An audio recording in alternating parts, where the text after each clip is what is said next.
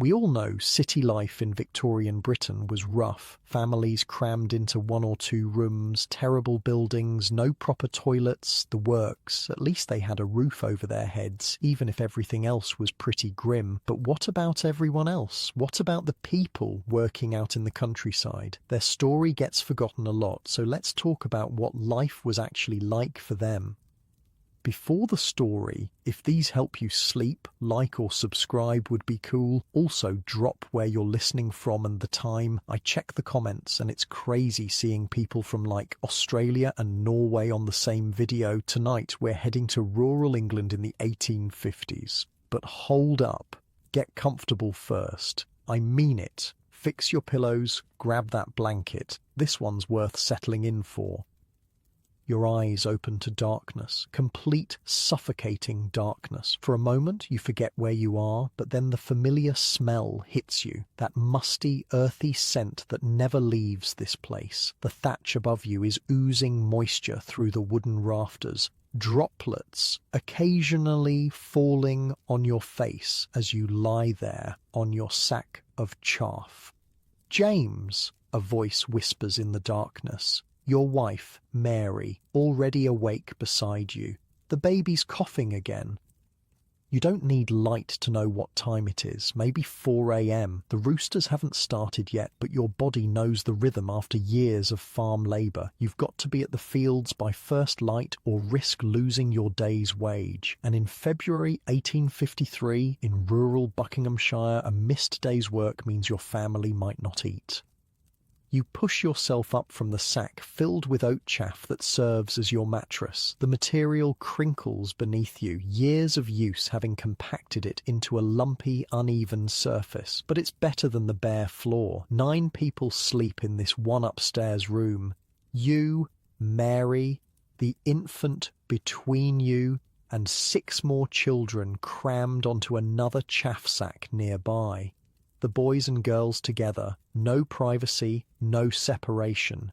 The eldest girl just turned 12, the eldest boy almost 11. They'll be working the fields with you soon enough if they survive.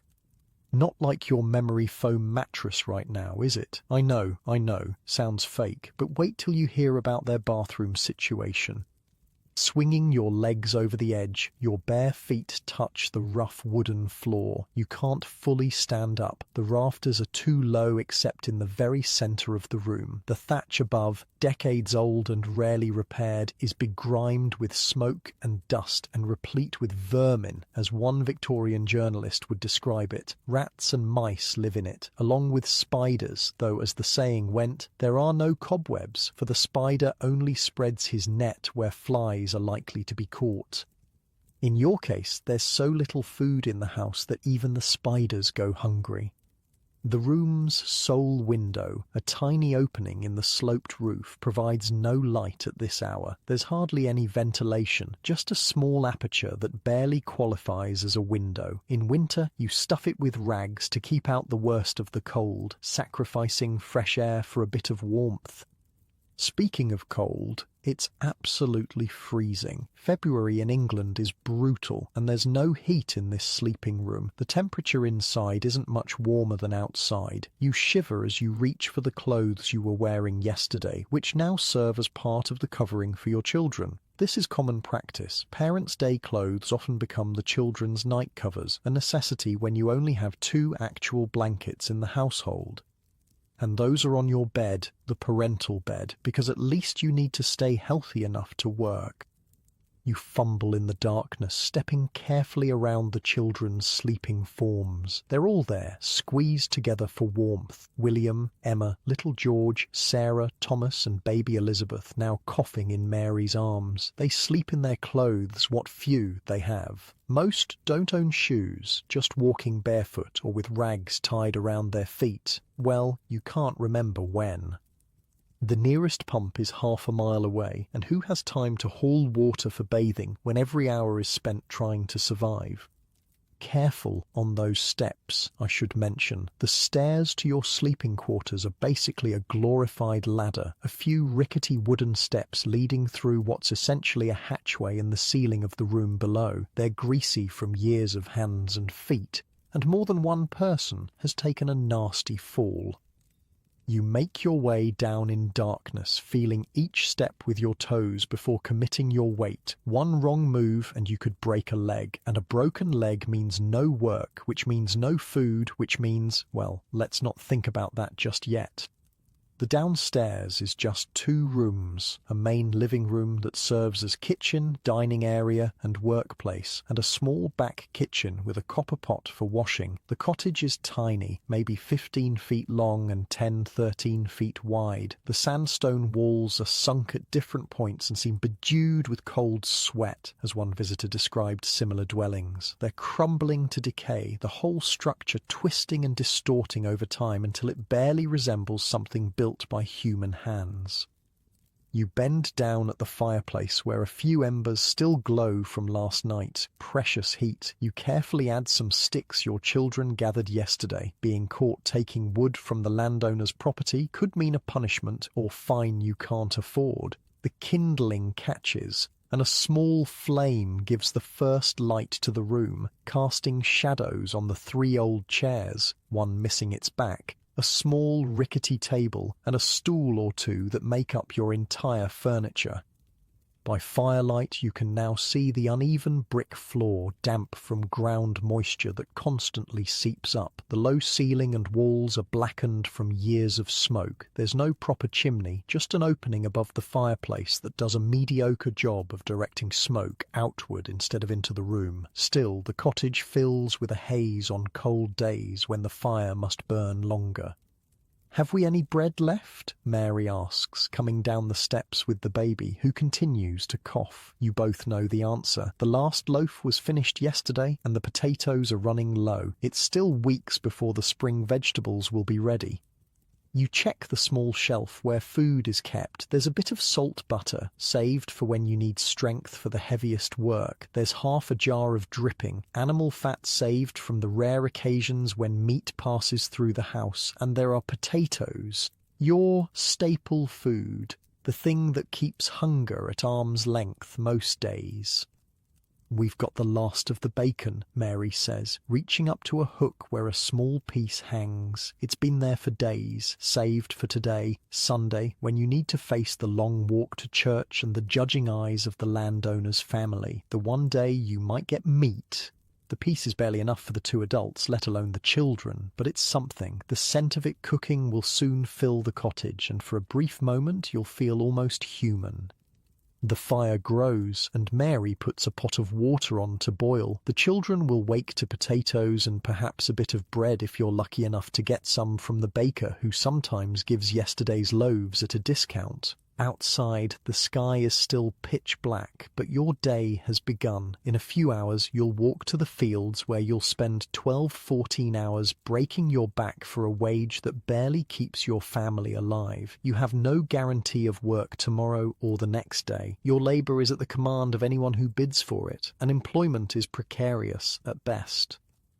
Yet the fire is warm on your face as you crouch before it. Your family is alive, for now. The cottage may be what one observer called a den indeed at any time, but it's the only thing between you and complete destitution, between you and the workhouse, where families are separated and treated worse than criminals. "The baby's fever seems better today," Mary says, touching Elizabeth's forehead. "A small victory, but you'll take it." Through the single downstairs window, stuffed with rags in places where the glass has broken, you can just make out the faintest lightening of the sky. Another day is beginning in rural Victorian England, a day of labour, hunger, and small dignities carved from overwhelming hardship. The baby coughs again, and you exchange a glance with your wife. You both know what illness can mean in a place like this, how quickly it can spread through a family sleeping in such close quarters, with no proper sanitation, limited clean water, and barely enough food to maintain strength. "She'll be all right," you say, though you have no way of knowing. Spring is coming. You say it like a prayer, though spring brings its own challenges. Different work, different hardships, but hardships nonetheless. But now, in the cold February pre-dawn, with your family huddled in a cottage that's barely standing, spring feels like the only hope worth clinging to. Wait till you hear about what happens when one of these families gets sick. The cholera outbreaks in these villages absolutely decimated entire communities. But that's getting ahead of ourselves. For now, you stoke the fire as the baby coughs again, and you prepare for another day of uncertainty in the forgotten corners of Victorian England. The first hint of dawn breaks through the ragged window, casting a grey light across the main room of your cottage. The fire has grown, and the small pot of water now steams in the growing light. Mary is moving around the space with practiced efficiency, despite the baby on her hip. Elizabeth's coughs punctuate the quiet morning. Your older children begin to stir upstairs, the wooden beams creaking as they move across the floor. You hear them before you see them, whispering, shifting, then carefully navigating the treacherous steps down to the main room. Emma, your 12-year-old, is first down. Her eyes are already alert, scanning the room to assess what needs to be done. No child in this cottage has the luxury of a slow awakening. Work begins the moment consciousness returns.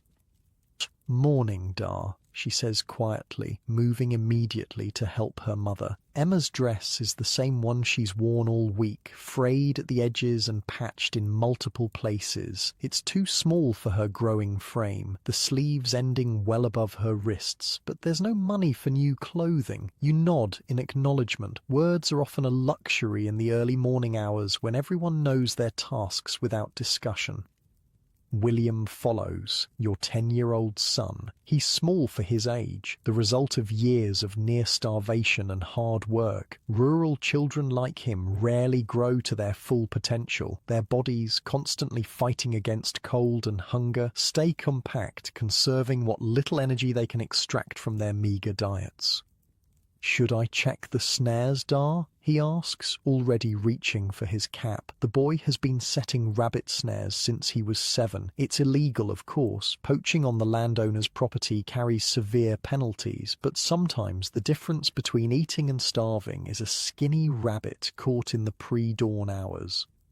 "Careful now," you warn. The gamekeeper has been particularly vigilant lately. 3 weeks ago, a man from the village was caught with a pheasant. He spent a week in jail and lost his position on the farm. The rest of the children emerge one by one. 8-year-old Sarah carrying 4-year-old Thomas, who's still half asleep, and 6-year-old George trailing behind. Only baby Elizabeth remains upstairs, now cradled in Mary's arms as she tends the fire.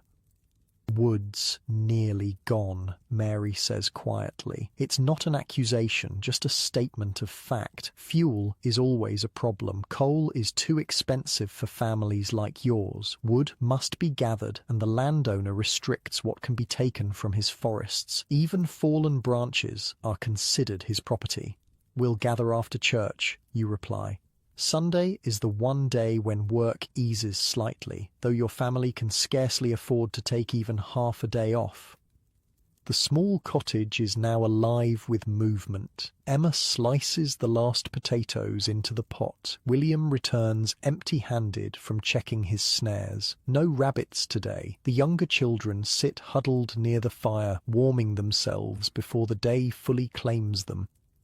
Mary places the baby in Sarah's capable arms and begins preparing the meagre breakfast. Your stomach growls audibly. Farm labour requires thousands of calories, calories you rarely consume. The constant sensation of hunger is so familiar you barely notice it anymore. It's just the background noise of existence. "Let me tell you something crazy," I interject here. Victorian labourers like you would burn around 4,000 calories a day doing farm work, but most families could only afford about half that in food. Your body was literally consuming itself to keep going. The one saving grace of rural poverty versus urban poverty is that at least you can sometimes supplement your diet. In season, there are berries in the hedgerows, watercress in the streams, and occasionally wild mushrooms in the woods. But in February, nature offers little. The ground is frozen, the bushes bare.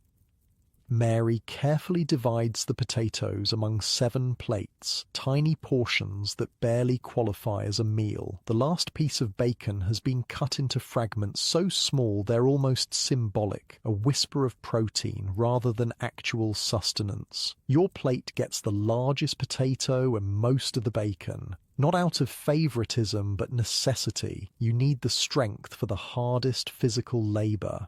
"Remember when we had the pig last year?" George asks, staring at his plate with undisguised hunger. Everyone remembers. For a brief period, you'd managed to keep a pig, raising it on scraps and whatever it could forage. When slaughtered, it had provided meat for weeks, a rare time of relative plenty. But the cottage has no proper space for livestock, and the small yard is barely enough for a modest vegetable patch. "We'll have another when summer comes," you promise, though you have no idea how you'll manage it.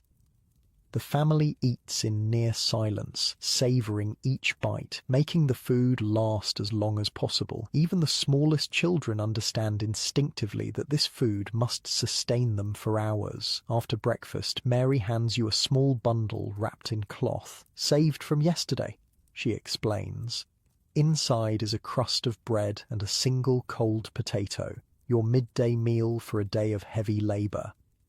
The sky outside is brightening from grey to pale blue. It's time to go. You pull on your boots, cracked leather, worn thin at the soles, but still better than nothing. Your coat is little more than a collection of patches held together by Mary's skilled needlework.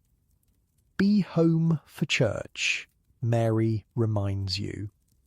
Missing Sunday service is not an option.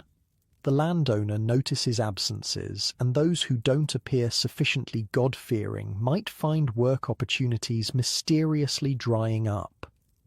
You step outside into the bitter cold of a February morning. The cottage looks even more pitiful from the outside, lopsided with a sagging thatched roof and walls that curve where they should be straight. It sits alongside several similar dwellings, a small cluster of poverty at the edge of the larger estate. The walk to the farm takes 20 minutes across frozen fields. Your breath forms clouds in the air as you trudge along familiar paths. Other labourers emerge from similar cottages, all heading the same direction. There's Jones with his perpetual limp from a threshing accident years ago. There's old Taylor, who must be 60 but still works daily because there's no other option for survival. "Or morning," they mumble as paths converge. Extended conversation is a luxury saved for evenings or Sundays. The farm comes into view, a substantial building of solid construction, with barns and outbuildings arranged around a central yard. The contrast between these structures and your own dwelling is stark. The farm buildings were built to last, to protect valuable livestock and equipment. Your cottage was thrown together with minimal materials and effort. Oakley Taylor Jones. The foreman's shout cuts through the morning air. "Ditch clearing today. Westfield needs drainage before spring planting." Your heart sinks. Ditch digging is among the hardest labour, standing ankle deep in freezing water and mud, swinging a pick and shovel hour after hour. By nightfall, your hands will be raw and bleeding despite calluses built up over years. But you can't show disappointment, can't show weakness. "Yes, sir," you respond alongside the others. "And you there," the foreman points at a young man you don't recognise. "New, are you? From where?" "Aylesbury Way, sir," the young man responds. "Looking for work?" "No guarantee beyond today," the foreman warns. "If the weather turns, we won't need extras." This is the reality of agricultural labour in Victorian England. Employment is precarious at best. You might work for days or weeks, then suddenly find yourself without wages when rain makes field work impossible or when the season changes. The landowner feels no obligation to provide steady employment. The tools are distributed, shovels worn smooth from years of use, picks with handles polished by countless hands before yours. Then you march to the western field where a drainage ditch has silted up over winter. Get to it then, the foreman orders. 6pence for the day's work, if it's done proper. 6pence for 12 hours of back-breaking labour. It's barely enough to feed your family, certainly not enough for new clothes or medicine when illness strikes, but it's something, and something is better than the empty pockets that come with unemployment. You plunge your shovel into the half-frozen mud, using your foot to drive it deeper. The first cut of many, thousands of movements repeated until your muscles scream and your mind empties of everything except the next shovelful. The day has begun in earnest now, the pale winter sun offering light but little warmth. Around you, the rural landscape of Victorian England stretches in all directions, fields lying fallow for winter, skeletal trees, and in the distance, the landowner's substantial home, where fires burn in every room and no one knows the meaning of true hunger. Meanwhile, back at the cottage, Mary's day has taken shape as well. With you gone, she balances the constant needs of the household against her own income-generating work. Emma, mind the little ones. Sarah, help with the washing. William and George, the water needs fetching. The copper pot in the back kitchen must be filled for washing, clothes, linens, and eventually bodies, though full baths are rare luxuries saved for the most extreme circumstances. Water must be hauled from the communal pump half a mile away. It's a task that will occupy William and George for over an hour, carrying heavy buckets back and forth several times. Mary's primary income comes from taking in washing from wealthier households and from intricate needlework she does by the light of a single candle after the children are asleep. Her fingers are permanently pricked and calloused from countless hours of detailed stitching. Today she has a pile of mending from the doctor's household, shirts with frayed collars, stockings with holes, handkerchiefs needing monograms. The payment will be small but vital, perhaps a few pennies and some stale bread, or if she's lucky, a bit of cheese or milk for the baby. But before she can begin the fine work, the regular household tasks must be addressed. The single room must be swept, the meagre bedding aired if weather permits, the vegetable patch checked for any winter hardy greens that might supplement dinner. Sarah, the baby's fussing. Take her while I start the washing, Mary instructs. At 8 years old, Sarah is already a capable childminder, having been pressed into service from the moment she could safely hold a younger sibling. The washing is a brutal task in winter. Mary's hands turn red, then white with cold as she scrubs clothing in water that quickly turns icy. There is no relief. The work must be done regardless of comfort or health. Wet laundry must be hung to dry inside, creating a damp atmosphere that only worsens the cottage's already problematic conditions. "Mamma, Thomas is coughing now too," Sarah reports, bouncing the baby on her hip while the 4-year-old huddles near the fire. Mary pauses, water dripping from her chapped hands, to look at her son. His cheeks are flushed despite the chill in the air, another illness beginning. It's hardly surprising. The damp conditions, inadequate food, and close quarters make disease transmission inevitable. But there's no money for a doctor. No time to lay in bed and recover properly. The best she can offer is willow bark tea if the cough worsens, and perhaps a bit more of her own food portion diverted to the sick children. This is how disease spreads through rural communities, passed from one weakened body to another, with few resources to fight it off. In the 1850s, diseases like tuberculosis, typhoid, and various respiratory infections claimed countless lives, particularly among the youngest and oldest. By mid-morning, Mary has the washing underway and has begun the fine needlework while supervising the children's chores. Emma is peeling the few remaining potatoes for the evening meal, stretching them with a handful of barley to make a thin soup. Mrs. Oakley, a sharp knock at the door interrupts the domestic rhythm.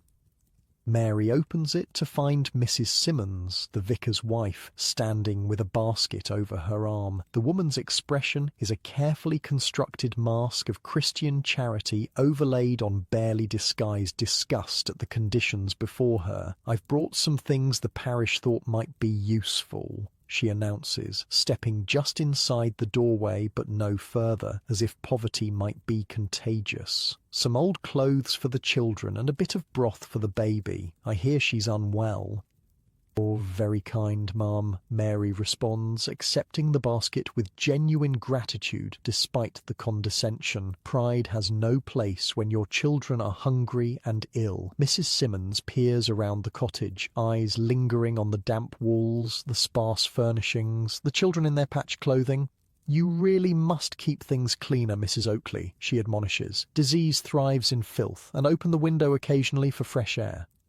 Mary doesn't explain that opening the window lets in freezing air that could kill a sick baby faster than stale air ever would. Doesn't mention that cleanliness requires soap, hot water and time, all luxuries beyond her reach. She simply nods and thanks the woman again. "We expect to see you all at service tomorrow," Mrs. Simmons adds before departing. "The Reverend has prepared a special sermon on the virtues of industry and thrift." After she leaves, Mary examines the basket's contents: a jar of weak broth, likely left over from the vicarage kitchen, some clothes outgrown by parish children, worn but serviceable, and at the bottom, surprisingly, an orange, a rare treasure that will be divided into tiny segments and savoured by each family member. "Look, children," she says, holding up the orange. Their eyes widen at the sight. None of them can remember the last time they tasted such a luxury. "After church tomorrow," she promises, setting it carefully aside. The morning passes in a blur of domestic labour. By noon the washing is hanging to dry, the needlework has progressed, and Mary has managed to make a thin gruel for the younger children's lunch. Mostly water, with a bit of barley and a scraping of dripping for flavour. Out in the field, you continue the punishing work of ditch clearing. Your back burns with the strain of constant bending and lifting. The cold mud has seeped through your boots hours ago, leaving your feet numb and painful. Your lunch, the crust and potato, was consumed in a brief 5-minute break. Around you, other men labour in similar conditions. Occasionally, a cough echoes across the field. Consumption, most likely, the dreaded tuberculosis that claims so many rural lives. Men work through the symptoms until they literally cannot stand, because a day without work is a day without food for their families. The landowner passes by on horseback in the early afternoon, surveying his property. He barely glances at the labourers. You are as much fixtures of the landscape as the trees and hedgerows, merely tools for extracting value from the land. As the winter sun begins its early descent, you drive your shovel into the mud one final time. The ditch is clear now, a channel carved through frozen earth that will direct spring rains away from valuable cropland. Your hands are bleeding despite the calluses, your back in spasm from thousands of repetitive movements. "That'll do," the foreman announces, inspecting the work. He distributes the promised 6pence to each man. "Same time Monday if it doesn't freeze overnight." The money feels insignificant in your palm, a tiny compensation for the day's toll on your body, but it means food tomorrow. It means one more day keeping the workhouse at bay. You trudge home in the gathering dusk, joining the stream of labourers returning to their cottages. The brief winter day is already surrendering to night, and you've been working since before dawn. Ahead lies church tomorrow, a different kind of obligation. Then perhaps, if you're lucky, more work on Monday. This is the rhythm of rural poverty, endless labour punctuated by brief periods of rest that are themselves filled with different kinds of work. As your cottage comes into view, smoke rising from its crooked chimney, you feel the conflicting emotions familiar to every labourer: relief at returning to the only shelter you have, mixed with the knowledge that this shelter itself is barely adequate against the elements, against disease, against the grinding poverty that defines your existence. Inside, Mary will have stretched the few available ingredients into something resembling a meal. The children will be waiting, hungry and tired from their own day's labour. Baby Elizabeth will still be coughing, perhaps joined now by Thomas.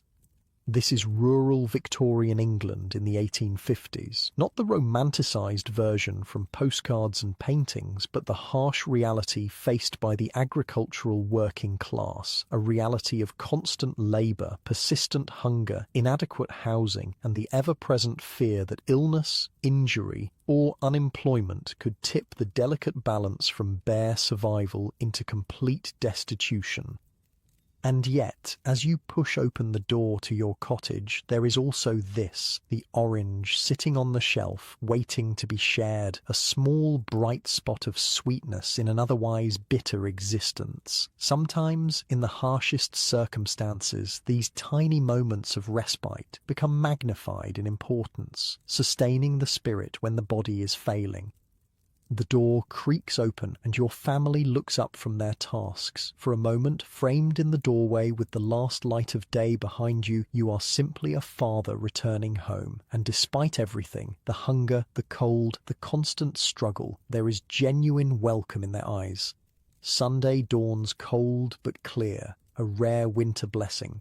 The cottage stirs earlier than usual. Church is non-negotiable, and preparation takes time when appearances must be maintained despite crushing poverty. Emma helps Sarah with her hair, Mary instructs, while attempting to make Thomas's persistent cough less noticeable with a spoonful of honey water, the last of the honey gifted at Christmas by the miller whose shirts Mary mends.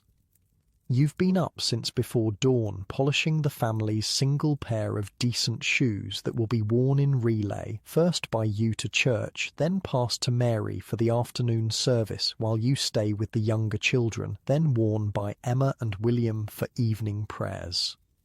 The rest will go barefoot or with rags tied around their feet, kept hidden beneath long skirts or trousers.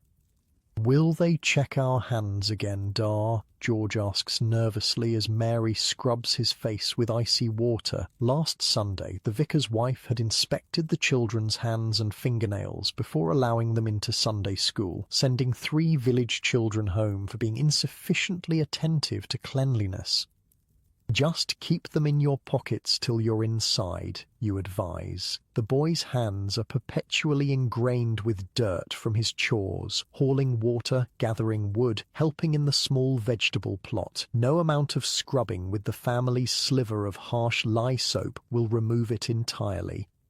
Church attendance is more than religious obligation, it's economic survival. The local landowner, Squire Radley, takes careful note of which tenant families attend services. Those who miss without dire cause often find their lease terms suddenly altered or their work opportunities diminished. God and landlord are equally powerful forces in your world and often seem to work in tandem. The squire himself barely acknowledges the existence of labourers like you, except as entries in his account books or problems to be managed. His agent, Mr. Benson, handles the day-to-day interactions, delivering notices of rent increases or eviction with the same bland expression he might use to comment on the weather.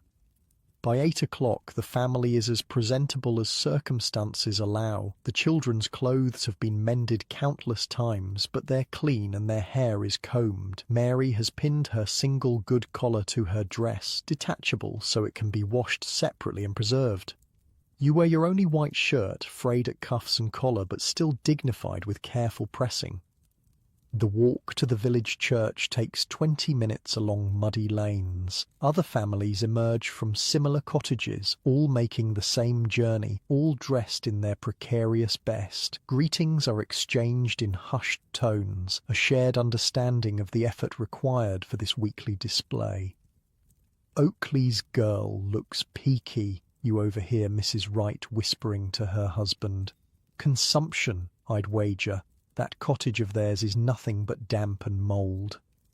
You pretend not to hear, but the comment strikes like a physical blow. Elizabeth's cough has worsened overnight, and Thomas now matches her wheeze for wheeze. The spectre of serious illness is never far from families like yours, where recovery resources are nearly non-existent. St. Michael's Church stands at the village centre, solid stone and certainty against the precarious existence of its parishioners. Built in the 13th century, its permanence mocks the flimsy, temporary nature of labourers' dwellings. Inside, the cold somehow seems even more penetrating than outside, the stone walls radiating winter chill.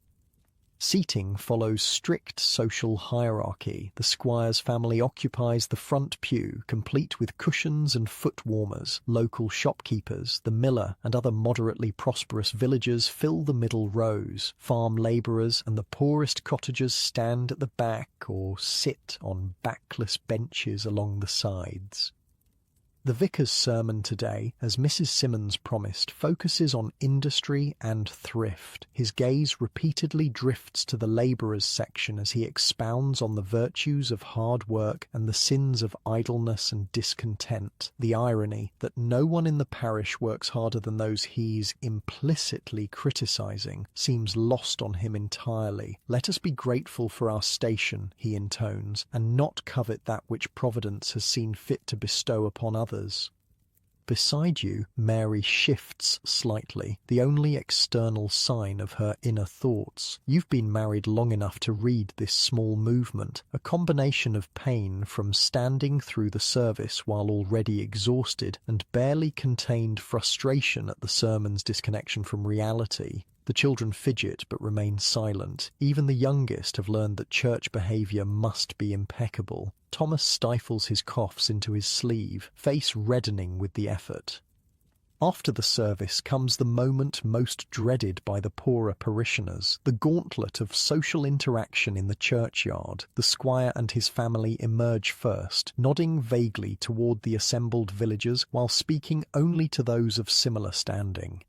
Mr. Benson, the agent, is more directly engaged. He moves through the crowd, his conversation seeming friendly but often containing veiled warnings or reminders. "Ah, Oakley," he says, approaching your family. "Roof still holding up in that cottage? Noticed it looking rather precarious when I passed yesterday." "Manages well enough, sir," you respond carefully. "Good, good. Wouldn't want to spend money on repairs if it's serviceable." His smile doesn't reach his eyes. "Though I should remind you that next quarter's rent will include the 2-shilling increase we discussed." He moves on before you can respond, leaving Mary's hand gripping your arm tightly. 2 shillings is an impossible increase when every penny is already accounted for in the brutal mathematics of survival. "The Collins family's being turned out," whispers Mrs. Parker as you help Mary negotiate the icy churchyard path. "Behind on rent 3 months. They'll go to the workhouse tomorrow." The workhouse, ultimate fear of every labouring family, the place where destitution leads, where families are separated upon entry, where even children work 14-hour days breaking stones or picking oakum, where many enter but few leave, except in pine boxes to unnamed graves. "We'll need to find more work," Mary murmurs as you walk home, the children running ahead. "I could take in more washing." You nod, though you both know there's little extra work to be found in winter, and Mary's days are already full from dawn to well past dusk. The rent increase hangs over your family like a storm cloud on the horizon. Back at the cottage, the brief respite of Sunday afternoon begins. This is the only time in the week when labour pauses, when families can simply exist together. Even this is a luxury compared to urban workers, who often have no guaranteed day of rest at all. Mary divides the orange from Mrs. Simmons' basket into precise segments, one for each family member. The children watch with solemn anticipation. Such treats are rare enough to be memorable events. "Smallest piece for the baby," Mary says, setting aside a tiny section for Elizabeth. "She can suck the juice." The burst of flavour is almost shocking after months of bland potatoes and bread. For a moment, the single slice of orange transforms the cold cottage into something approaching contentment. Small pleasures take on outsized importance when they're rare. "Tell us about the big house, Sarah requests, savouring her orange segment slowly to make it last. This is a Sunday tradition, stories about the squire's mansion that none of the children have ever entered, except Emma, who occasionally helps with laundry there. Your descriptions, gleaned from glimpses through windows while doing garden work, feed their imaginations and provide a momentary escape. They have a room just for eating, you begin, though they've heard this many times, with a table long enough for 20 people, and another room only for sitting and talking, with chairs soft as clouds and carpets thick as summer grass, and a room just for books, Emma adds, having seen the library during her work, more books than the school and church combined. The children listen, wide-eyed, struggling to imagine such excess of space and possessions when their entire lives are contained within these two small rooms. "And do they have to carry water?" asks George, for whom the daily water hauling is a major chore. "They have pipes that bring water right inside," you explain. "They just turn a handle and clean water pours out, and other pipes take away the dirty water." This technological marvel always elicits gasps. The concept of water appearing without labour seems more magical to your children than any fairy tale. The remainder of Sunday passes quietly. Mary uses the precious daylight hours to mend clothing and work on her paid needlework. You repair a broken chair and check the cottage's structure for new leaks or damage. The children entertain themselves with simple games, marbles made from clay, a battered set of jacks, stories told and retold.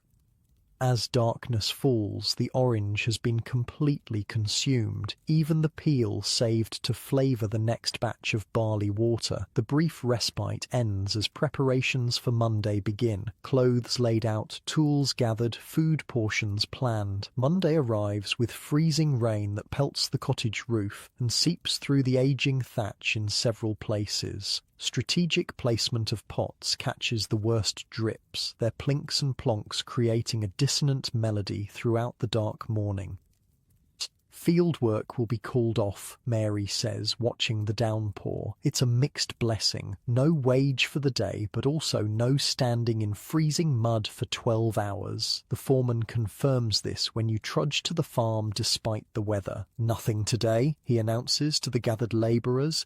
"Try again tomorrow if it clears." The men disperse silently, each calculating how this lost day will affect their already precarious finances. Some head to the village to seek odd jobs, splitting wood, cleaning stables, any task that might earn a few pennies. Others return to their cottages to work on crafts that might supplement their income, whittling, basket making, mending tools. You walk to Ashby's mill, 3 miles distant but worth the journey if the miller needs help. The mill operates regardless of weather, and Ashby sometimes needs an extra hand when grain deliveries arrive. "Could use someone for unloading," Ashby confirms when you arrive. "Soaked through and shivering. 6pence for the day. Start now." The work is different but no less grueling than field labour. Sacks of grain weighing up to 200 pounds must be carried from wagons into the mill's storage area. By midday, your shoulders and back burn with the strain, your wet clothes chafing against skin. Ashby's wife provides a bowl of thin soup at noon, a kindness not all employers would offer. You eat standing in the mill's relative warmth, savouring both the food and the brief respite from rain. "Bad winter for consumption," Ashby comments, watching you eat. "Lost 2 workers already since Christmas. Your family keeping healthy?" "Well enough," you respond automatically, though Thomas and Elizabeth's coughs worry you deeply. "There's a new doctor in Upper Westfield," Ashby mentions.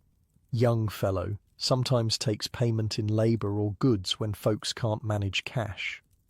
You nod non-committally, though the information is carefully filed away. Upper Westfield is 6 miles distant, a long journey on foot, but not impossible if a child's condition worsened. The afternoon passes in the rhythm of physical labour: lift, carry, stack, repeat. The rain continues unabated, drumming on the mill roof. You worry about Mary and the children in the leaking cottage, about the garden plot washing away, about tomorrow's work prospects if the weather doesn't improve. By day's end, your muscles tremble with exhaustion, but the sixpence in your pocket provides some consolation. It won't replace a full day's field work, but it will buy a loaf of bread and perhaps a bit of cheese, enough to keep hunger at bay for another day. The walk home in darkness and continuing rain is treacherous. Twice you nearly fall on the muddy path, and your boots are so soaked they squelch with every step. Still, you're luckier than many. At least you found work for the day. The cottage window glows faintly as you approach. Mary has lit a precious candle, something reserved for urgent need. Your pace quickens despite your fatigue. Inside, the scene confirms your fears. Thomas lies on a pallet near the fire, his breathing laboured and face flushed with fever. Mary kneels beside him, her expression tight with worry as she places a damp cloth on his forehead. "Started worsening after midday," she explains quietly. "Elizabeth's cough is worse too, but no fever yet." You place the sixpence in her hand, a silent communication of success in finding work, but also acknowledgement that it's not enough to solve this new crisis. A doctor's visit costs £1 at minimum, and medicine would be extra. "Mrs. Parker brought willow bark," Mary continues, nodding toward a small bundle of pale strips on the table, "for tea to bring down the fever." The community's informal support network is often the only thing standing between families like yours and complete disaster. Knowledge passes from mother to daughter: which plants reduce fever, which poultices draw infection, which teas ease coughing. Neighbours share what little they have, knowing they may need similar help next week or next month. Emma has taken charge of the younger children, keeping them occupied in the cottage's far corner. At 12, she already shoulders adult responsibilities, her childhood compressed by necessity. William sits mending a basket by candlelight, a skill learned from his grandfather, and one that occasionally earns a few pennies when the finished baskets can be sold. "The Robinsons lost their baby yesterday," Emma says quietly as you hang your wet coat near the fire. "Whooping cough, they're burying her tomorrow." Child mortality is a constant presence in your community. In winter especially, when cold, damp and hunger combine with seasonal illnesses, death visits many cottages. The small churchyard has far too many tiny graves, their stones simple or non-existent depending on what families could afford. "We'll make the willow tea stronger," Mary decides, glancing between Thomas and Elizabeth, "and keep them near the fire tonight." You nod and begin removing your soaked boots, the leather so worn they provide little actual protection. Your feet are white and wrinkled from hours of wetness, the skin between your toes cracking painfully. Mary will rub them with a bit of precious grease before sleep. Not for comfort, but to ensure you can walk to work tomorrow. A labourer who cannot walk cannot earn. Through the evening, the family's attention centres on Thomas. His breathing grows increasingly laboured, each inhalation a visible struggle that raises his small chest and hollows his neck. The willow bark tea is administered hourly, along with honey water when he can swallow. Emma takes charge of serving the evening meal: boiled potatoes and barley made into a thin soup with the bread purchased from your day's wages divided precisely among the family. Mary eats one-handed, the other hand constantly monitoring Thomas's fever. "Should we send for the doctor?" you ask quietly when the younger children are settled for sleep. Mary's hesitation tells everything about the impossible calculations of poverty. A doctor might save Thomas, or might not, but the cost would certainly mean less food for everyone else, perhaps for weeks. These are the brutal arithmetic problems faced daily by families like yours, where there are never good choices, only varying degrees of painful ones. "Let's see if the fever breaks by morning," she finally says. "If not..." The sentence hangs unfinished. You both know what hangs in the balance, not just Thomas's health, but the precarious stability of the entire family. One serious illness, one missed rent payment, one injury preventing work, and the whole structure could collapse. The rain continues through the night, its patter on the thatch now punctuated by Thomas's wheezing and the occasional cough from Elizabeth or the other children. Sleep comes in fragments, interrupted by the need to tend the fire, check Thomas, and reposition pots, catching leaks. This is the reality of survival in rural Victorian England, a constant state of triage addressing each crisis as it arises while knowing another inevitably waits just behind it. There is no getting ahead, only staying afloat for one more day, one more week, one more season. Yet even in these harshest circumstances, there are threads of resilience and community that provide structure and meaning. The knowledge passed between generations about how to stretch food, treat illness, and maintain dignity despite poverty. The informal support networks between cottagers who share what little they have. The small moments of beauty and joy, an orange shared, a story told, a child's laughter that punctuate the hardship. As the night deepens and the cottage grows quiet, save for Thomas's laboured breathing, these interconnected systems of survival continue their work, invisible but essential, holding families and communities together against the relentless pressures of poverty, illness and uncertainty in the forgotten corners of Victorian England. Morning arrives with a momentary blessing. Thomas's fever has broken during the night. He remains weak, his cough still rattling in his chest, but his eyes are clearer when they open, and he asks for water in a scratchy voice. "Thank Providence," Mary murmurs, placing a hand on his forehead to confirm the cooler temperature. The willow bark tea, constant attention, and perhaps simply his young body's resilience have combined to pull him back from the edge that so many children slip over, especially in winter. The rain has stopped, leaving behind a world of mud and standing water. The cottage floor is damp in places where the leaks were too many for the available containers. Mary has been up since well before dawn, wringing out sodden rags and trying to dry the worst patches before the day properly begins.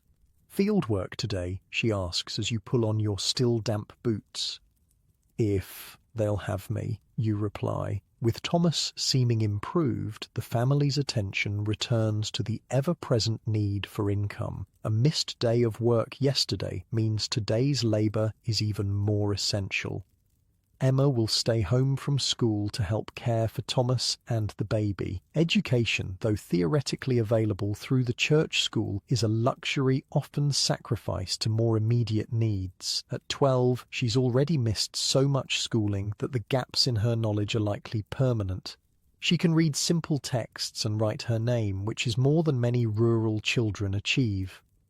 "Mrs. Wright's youngest has the cough now too," Emma reports as she takes over watching Thomas. "And the Carter twins. Half the school was empty yesterday." This is how illness travels through rural communities, a web of connection through school, church and shared workspaces.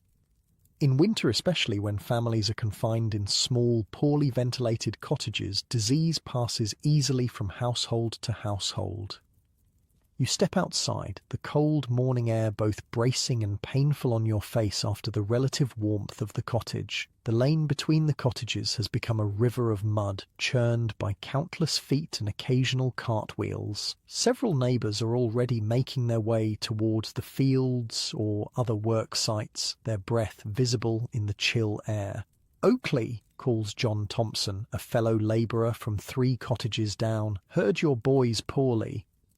"Better this morning," you respond, falling into step beside him. "Good fortune there. We lost our Lucy 3 winters back to the lung fever." Thompson's face remains impassive as he delivers this information, not from lack of feeling, but from the particular stoicism that develops when grief is a regular visitor. "The missus says there's sickness all through the village," he continues. "Squire's youngest too, they say, though they've brought a doctor from London for him." This is unsurprising. The squire's family, while breathing the same rural air as the labourers, inhabits an entirely different world when it comes to healthcare. For them, illness is met with professional medical attention, specialised medicines, dedicated nursing care, and the crucial elements of rest, warmth, and proper nourishment during recovery. The conversation turns to work prospects as you approach the farm. The ground will be too sodden for some tasks, but there are always barns to mend, animals to tend, and preparations for spring planting regardless of weather. "Drainage work continues," the foreman announces, when enough men have gathered. "Westfield still needs clearing, and we need 4 men for repair work on the north barn roof." You're assigned to the barn work, which means climbing up to replace damaged tiles and shore up the supporting timbers. It's dangerous work, especially on a day when everything is slick with yesterday's rain, but it pays a penny more than the drainage work because of the risk involved. The morning passes in careful, methodical labour. One wrong step on the wet roof could mean a fall, and a fall could mean permanent disability or death. There is no compensation for workplace injuries among agricultural labourers. A man who cannot work simply doesn't get paid, and his family bears the consequences. By midday, you've managed to replace several broken tiles and reinforce a weakened section of roof. Your hands are scraped and bleeding from the rough materials, your back aching from maintaining awkward positions on the sloped surface, but the extra penny makes it worthwhile. That's the difference between plain bread and bread with dripping for tomorrow's breakfast. During the brief midday break, huddled against the barn wall for protection from the wind, conversation turns to illness again. "Village is rife with it," confirms Henry Blake, an older labourer with a permanent stoop from decades of field work. "My grandson's down with something fierce, burning up 1 minute, shaking with cold the next. Typhoid, maybe," suggests another man. "That's what took the Wilsons' girl last month." "Or the typhus," says Blake. "Hard to tell the difference, ain't it? Both bad business." The casual discussion of potentially fatal diseases reflects their commonplace nature in rural communities. With no understanding of germ theory, limited access to medical care, and living conditions that actively promote disease transmission, rural labourers faced illness, as they faced all hardships, with fatalistic acceptance and whatever practical measures lay within their limited means. "What's needed is proper drainage," Blake continues, nodding toward the village. "That stagnant pond behind the cottages breeds miasmas, something terrible. Smell it on warm days. That's disease, that is." The prevailing theory among both labourers and medical professionals held that disease was transmitted through miasmas, bad air, often identified by foul smells. While the conclusion was incorrect, the observation that poor sanitation contributed to illness contained a grain of truth. The cottages in your row, like most labourer housing, have minimal sanitary provisions. An outdoor privy might be shared between multiple dwellings, often poorly maintained and located too close to water sources. Waste disposal consists of whatever system residents can improvise, usually a dung heap not far from living quarters. As for clean water, the village pump is the only source, requiring long walks carrying heavy buckets. In summer, when the pump sometimes runs low, water must be fetched from streams that may be contaminated by animal waste, human sewage, or industrial runoff. "Heard the new doctor at Upper Westfield's got ideas about clean water preventing disease," offers Thompson. "Says we should boil it before drinking." This suggestion is met with sceptical looks. Boiling requires fuel, which is precious and expensive. When faced with immediate needs like warmth or cooking, using fuel to boil drinking water seems an extravagance few can afford. "Rich man's notions," Blake dismisses. "Next, he'll be saying we should wash daily, like gentry." The brief break ends, and you return to the precarious work on the barn roof. The afternoon seems to stretch endlessly, each movement a negotiation between necessary speed and caution on the slippery surface. When work finally concludes at dusk, you collect the promised wages. 7 pence for a day's labour, including the extra penny for roof work. It feels substantial in your palm after yesterday's uncertainty. The walk home takes you past the village shop where you stop to purchase bread for tomorrow. The shopkeeper, Mrs. Simmons, sister-in-law to the vicar's wife, greets you with the peculiar mix of condescension and familiarity that characterises most cross-class interactions. "Heard there's sickness in your cottage, Oakley," she remarks while wrapping the loaf in paper. "The typhus, is it?" "Just a winter cough," you respond, unwilling to invite either pity or gossip. "Well, best keep them away from others if you can," she advises, as if quarantine were a simple matter in a 2-room dwelling with 9 inhabitants. The squire's concerned about contagion spreading. His boy's been poorly. The message is clear enough. Labourers' children might carry disease to their betters, and this must be prevented regardless of their own suffering. "£0.5 for the bread," she adds, naming a price that's a halfpenny higher than last week. You pay without comment. Complaining changes nothing and might damage the fragile relationship with one of the few credit sources available when times get truly desperate. The halfpenny might be a genuine price increase, or it might be Mrs. Simmons's personal tax on families she considers problematic. Either way, it's now built into the cost of feeding your family. Twilight is settling over the village as you continue homeward. Smoke rises from cottage chimneys, creating a grey haze that hangs in the still air. Through windows you glimpse scenes identical to what awaits in your own dwelling. Families gathered around meagre fires, women cooking or mending, children crowded together in too small spaces. Ahead, a small crowd has gathered around the Parkers' cottage. Something in their posture, heads bowed, voices hushed, speaks of tragedy before you're close enough to hear the details. Mrs. Wright, spotting your approach, detaches from the group. "It's their youngest," she explains quietly. "Gone this afternoon. The croup, they think." Another small body for the churchyard. Eliza Parker was only 4, a year younger than your Thomas. The proximity sends a chill through you that has nothing to do with the evening air. It could so easily have been your cottage drawing this sombre gathering. "They're laying her out now," Mrs. Wright continues. "Women are taking turns sitting up tonight. Mary's name is down for the hour after midnight." This is part of the community's response to death, practical assistance with the rituals that transform a family member into a corpse ready for burial. Women wash and dress the body. Men sometimes construct a simple coffin if the family can't afford the carpenter's services. Neighbours take on the household's regular tasks, freeing the grieving family for their immediate needs.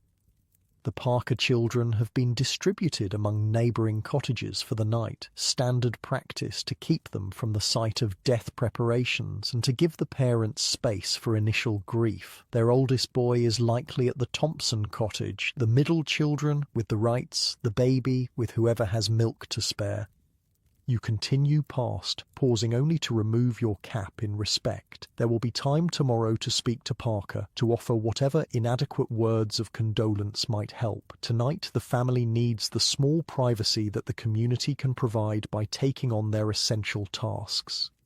Your own cottage appears ahead, lantern light glowing through the single downstairs window. Despite everything, the damp, the cold, the constant struggle, the sight provides a moment of profound relief. Your family has survived another day. Inside, Mary looks up from the pot she's stirring. Her expression tells you she's already heard about the Parker child. News travels rapidly through the women's networks of the village.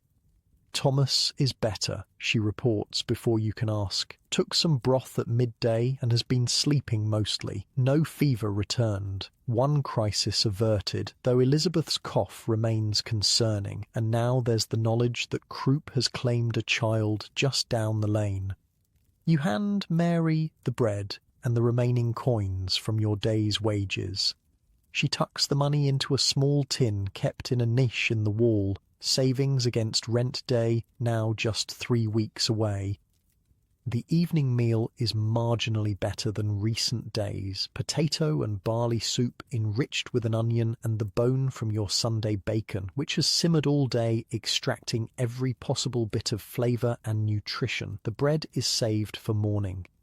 As you eat, Emma reports on the day's events at the cottage, Thomas's fluctuating condition, Elizabeth's persistent cough, the younger children's chores and small adventures. She has managed the household with remarkable competence for her age, a fact both impressive and somewhat heartbreaking. At 12, in wealthier circumstances, she would still be firmly in childhood.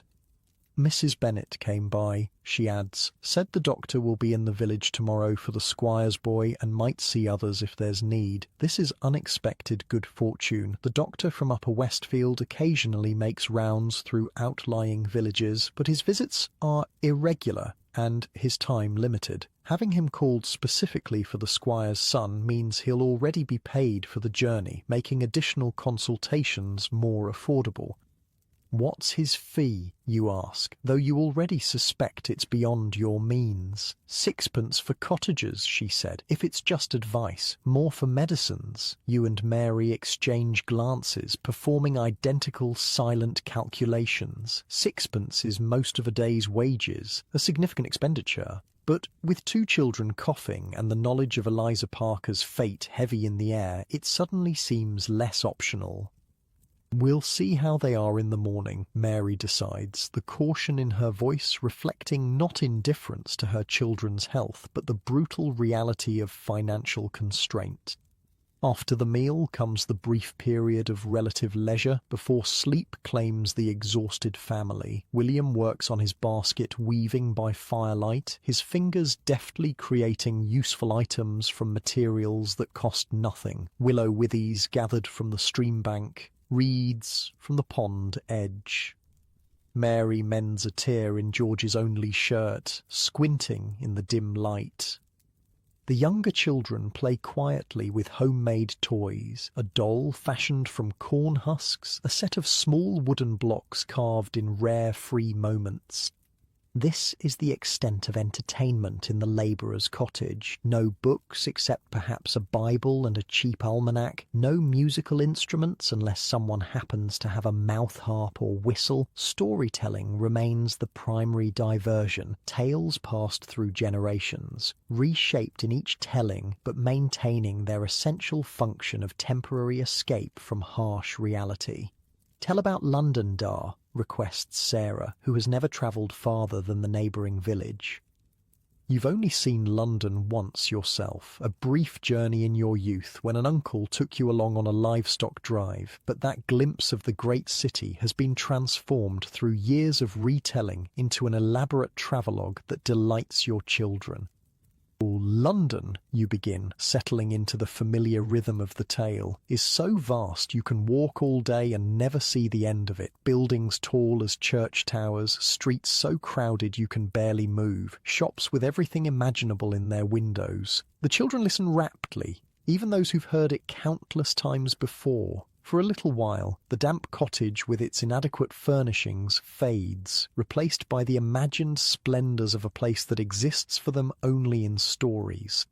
Outside, darkness has fully claimed the village. The only sounds are occasional coughs from the sleeping children, the crackle of the dying fire, and the distant calling of an owl hunting in the fields. In cottages up and down the lane, similar scenes play out. Families gathered in the single-heated room, sharing the day's small events, preparing for tomorrow's labour, and eventually surrendering to sleep.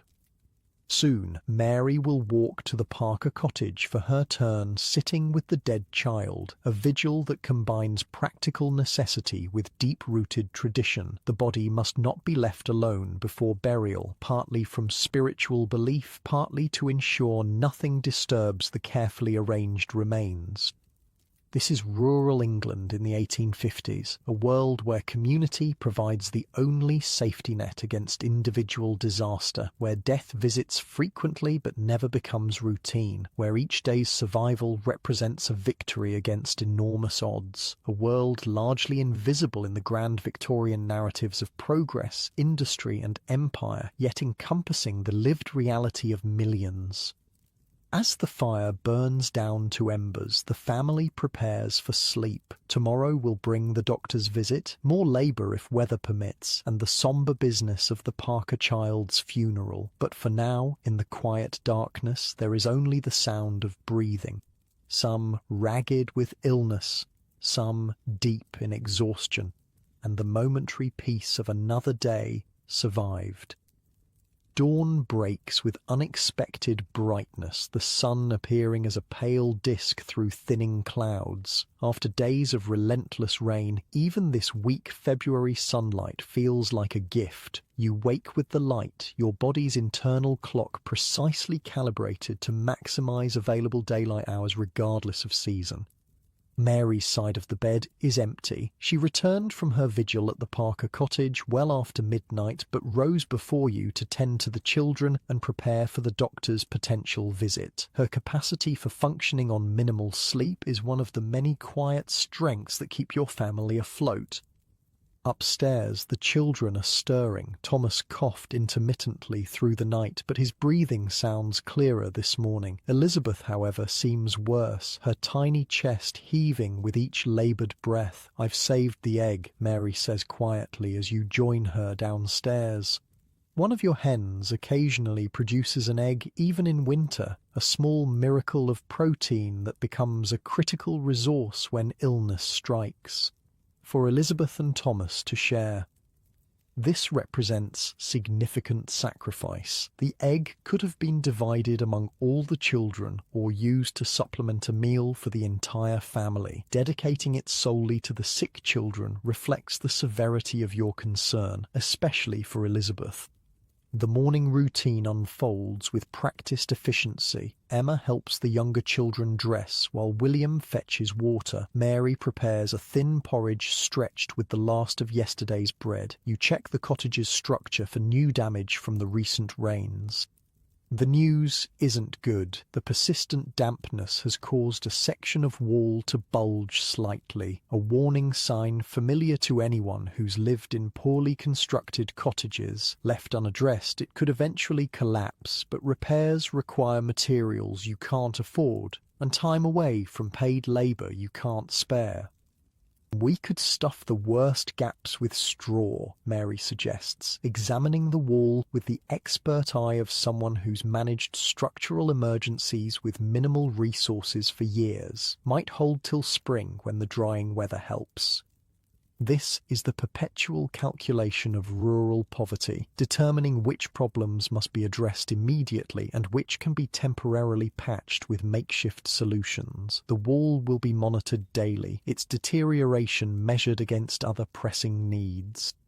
Outside, the village is coming to life. Smoke rises from cottage chimneys and labourers make their way toward fields and workplaces. The ground remains sodden from days of rain, but the appearance of sun means field work will definitely proceed today. Before you can leave, however, there's the doctor to consider. If he's truly coming to see the squire's son, this rare opportunity for professional medical attention shouldn't be missed, especially with Elizabeth's worsening condition.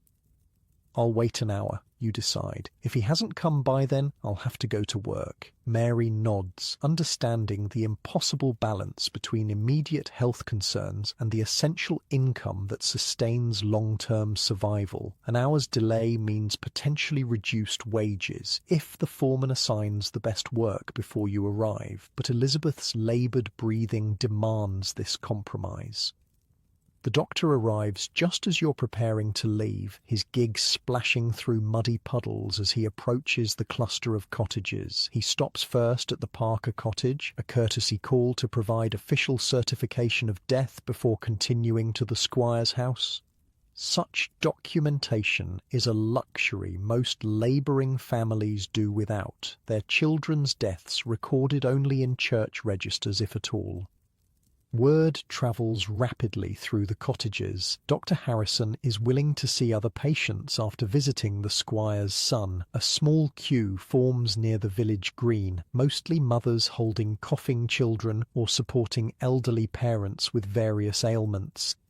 You join them, carrying Elizabeth wrapped in the family's second-best blanket. Mary remains home with Thomas and the others, unable to leave them unattended and unwilling to expose Thomas to the cold when his condition seems to be improving. The wait stretches to nearly 2 hours before the doctor emerges from the squire's house. He looks tired already, though it's barely mid-morning, a man in his 30s with a serious expression and the slightly hurried manner of someone with perpetually insufficient time for the tasks before him. Form an orderly line, he instructs, setting his bag on a wooden bench outside the smithy, which offers some protection from the mud and a relatively central location. Children and elderly first. You find yourself fourth in line, behind Mrs. Wright with her coughing twins, old Mr. Bennet with his rheumatism, and the miller's wife carrying their limp 3-year-old. The atmosphere is tense with collective anxiety. Doctors' visits are so rare that only the most serious concerns warrant the expense and time. When your turn comes, Dr. Harrison examines Elizabeth with practiced efficiency, listening to her chest with a stethoscope and feeling the glands in her neck. Bronchitis, most likely, he determines after less than 2 minutes of examination, not uncommon with these living conditions. The implied criticism of cottage housing hangs in the air between you, a judgment from someone who has likely never experienced such constraints himself, yet not entirely wrong in its medical assessment. Keep her warm, give her plenty of fluids, weak tea with honey if you have it. Steam helps. Hold her near boiling water so she breathes the vapour. He pauses, considering. I can provide a tonic that might ease the congestion. 3p. This presents another impossible calculation. 3p is half a day's wages, yet the tonic might be the difference between Elizabeth's recovery and a funeral like the Parkers face tomorrow. You hand over the coins without hesitation, though mentally you're already recalculating how this will affect the week's food and the looming rent payment. The small brown bottle contains a liquid that smells strongly of camphor and something bitter. The doctor provides terse instructions: 3 drops in water 4 times daily. The supply should last a week if used properly. The boy's improving, he asks, remembering Mary's mention of Thomas when she spoke to him earlier. Seems to be, sir. Fever broke yesterday. He nods briskly. Keep him inside another few days. This weather... He gestures toward the deceptive sunshine, which has already begun yielding to new clouds building on the horizon. February's the killing month, always has been. This grim assessment reflects long experience. February in rural England occupies a particularly treacherous position in the seasonal cycle. Winter food stores running low, bodies weakened by months of cold and damp, yet spring's relief still weeks away. It's when the vulnerable often slip away, their reserves finally exhausted. With Elizabeth and the precious tonic secured, you hurry toward the farm, already anticipating the foreman's displeasure at your late arrival. The delay means you'll likely be assigned the least desirable work available, probably the drainage ditch that needs clearing again after recent rains, or manure spreading in preparation for spring planting. Sure enough, the foreman's greeting is curt. Drainage ditch, south field, same rate as yesterday. You accept without complaint. Any work is better than none. Elizabeth's medicine has already consumed half a day's wages. You cannot afford to lose the other half to principle or pride. The Southfield drainage work is particularly miserable, ankle deep in freezing mud and stagnant water, clearing debris from ditches designed to keep the valuable cropland from becoming waterlogged. By midday, your hands are numb despite constant motion, and your feet have lost all feeling. "Weather's turning again," observes Thompson, working alongside you in the ditch. He nods toward the western horizon, where dark clouds are building with ominous speed. "Snow, I'd wager, by nightfall?"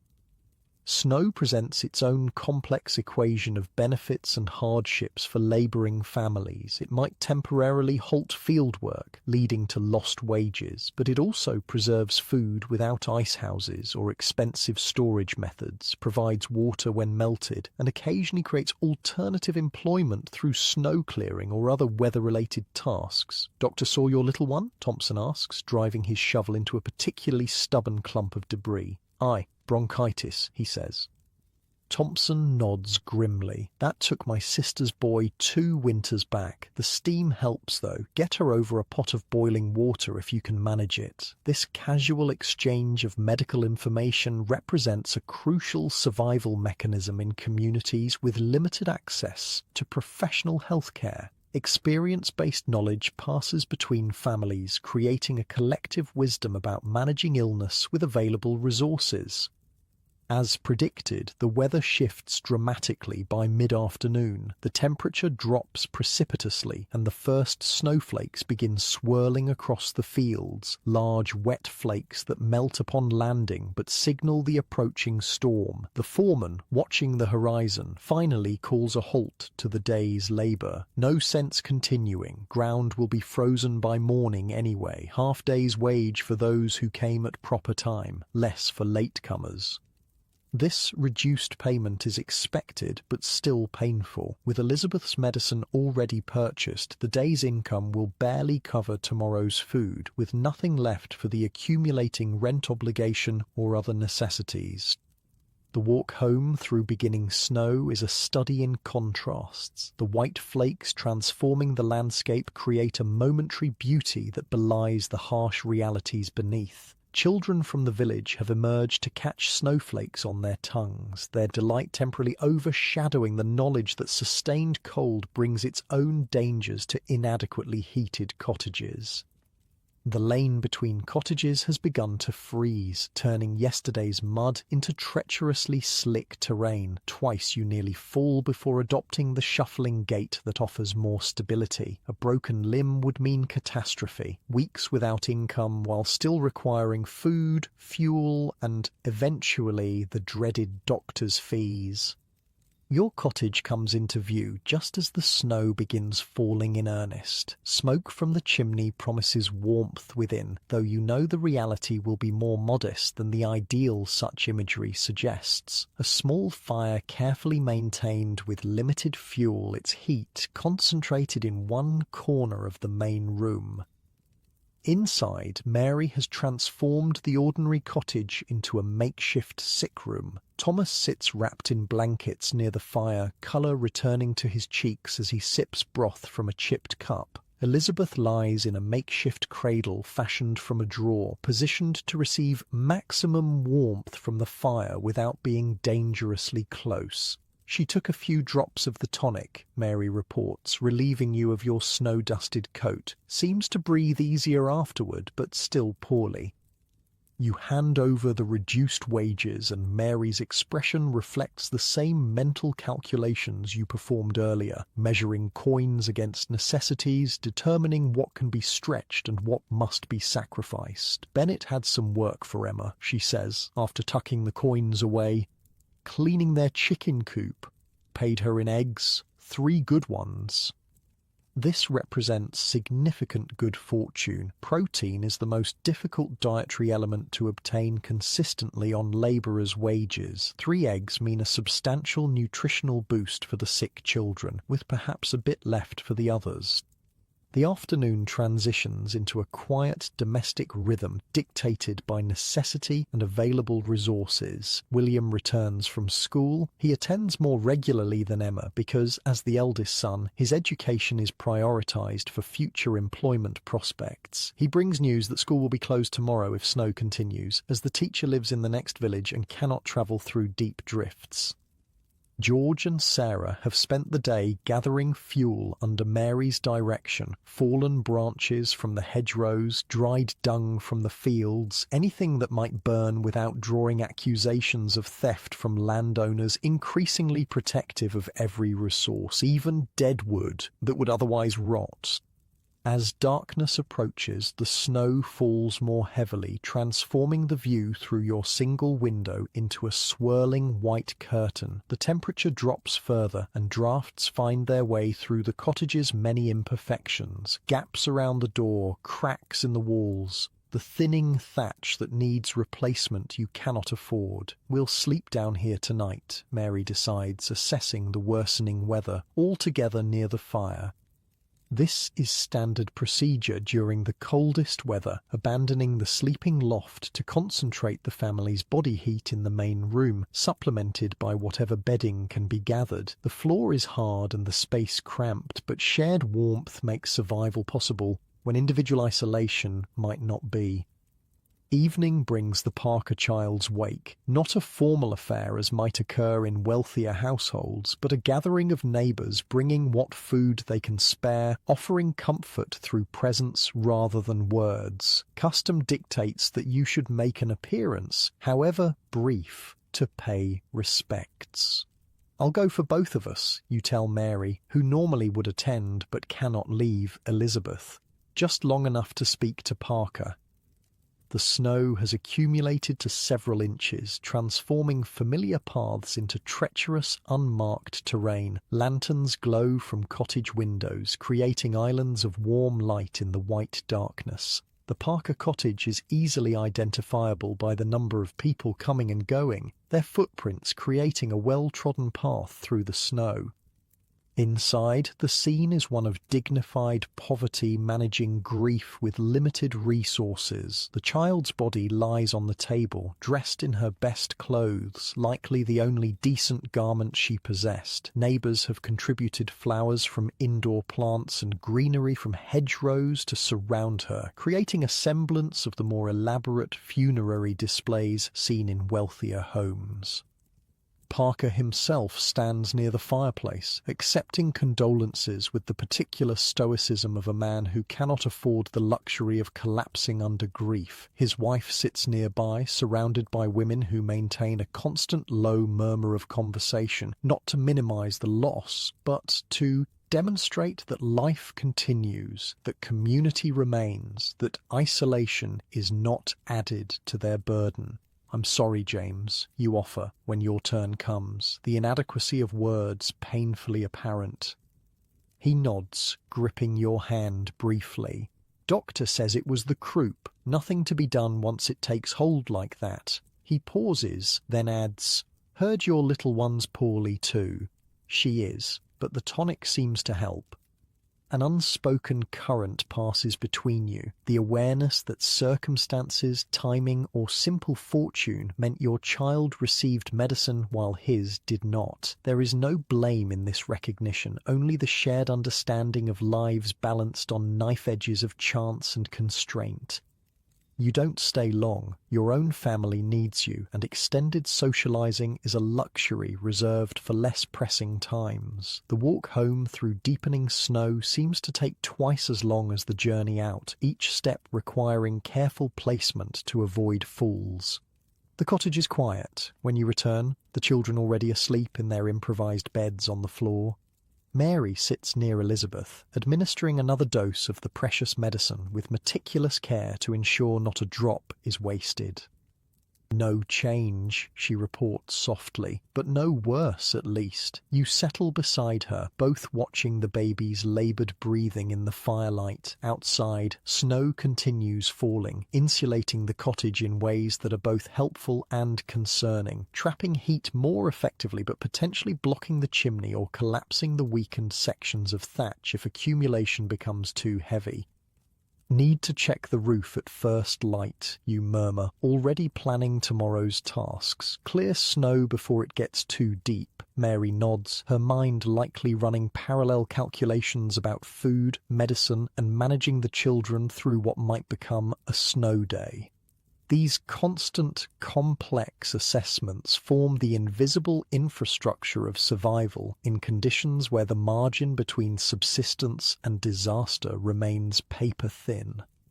Outside, the snow transforms the village into a temporary wonderland covering mud and decay with pristine whiteness. Inside, by firelight, a family draws closer together, physically and otherwise, creating warmth in defiance of circumstances that constantly threaten to extinguish it.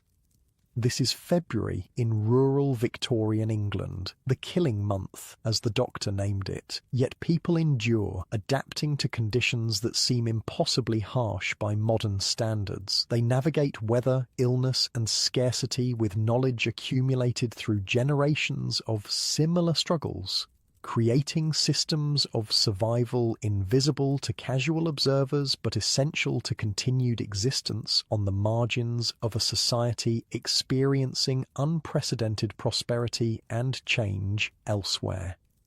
As the fire burns low and the cottage grows quieter, the snow outside provides a rare gift, acoustic insulation that blocks the usual night sounds of the village, creating a bubble of unusual peace around the sleeping family.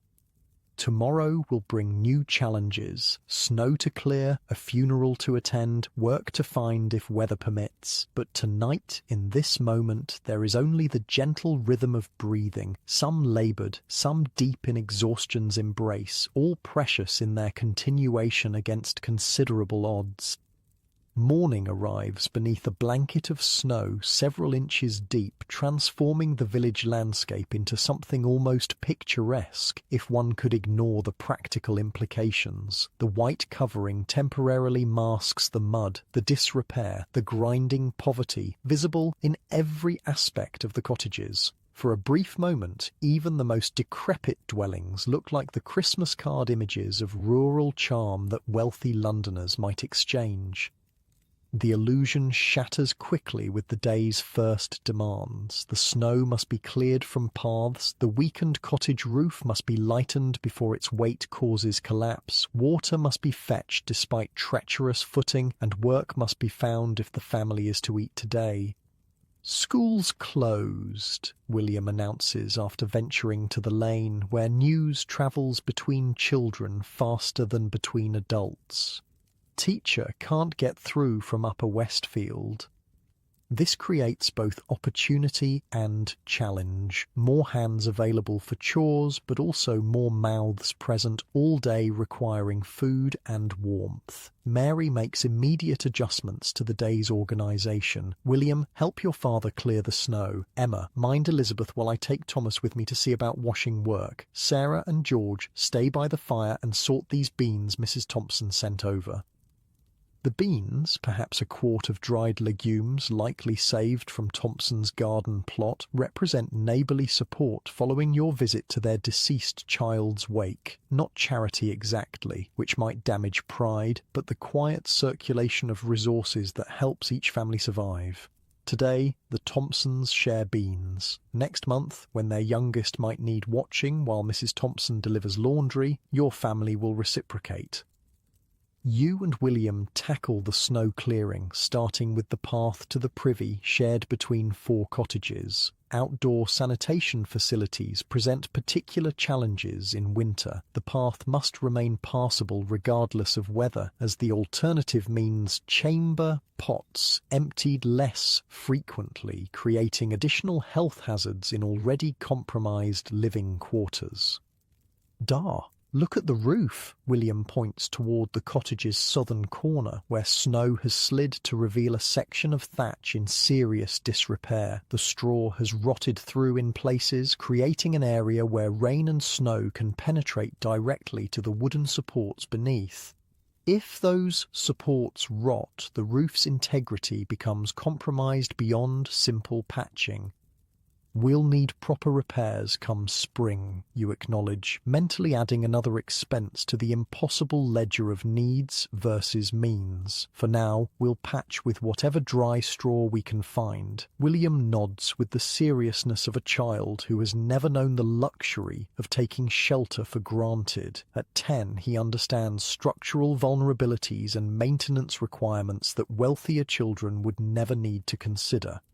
After clearing essential paths, you climb cautiously onto the cottage roof to remove snow from the most damaged sections. The vantage point provides a rare elevated view of the village, smoke rising from chimneys, people clearing their own paths, and beyond them, the substantial farm buildings and the distant outline of the squire's house, where multiple chimneys produce robust plumes of smoke suggesting fires in every room. The visual reminder of disparity is commonplace, but never ceases to provoke complex emotions. Not exactly envy, which implies a sense of entitlement to such comforts, but a weary awareness of the vast distance between basic security and the abundance visible on the horizon.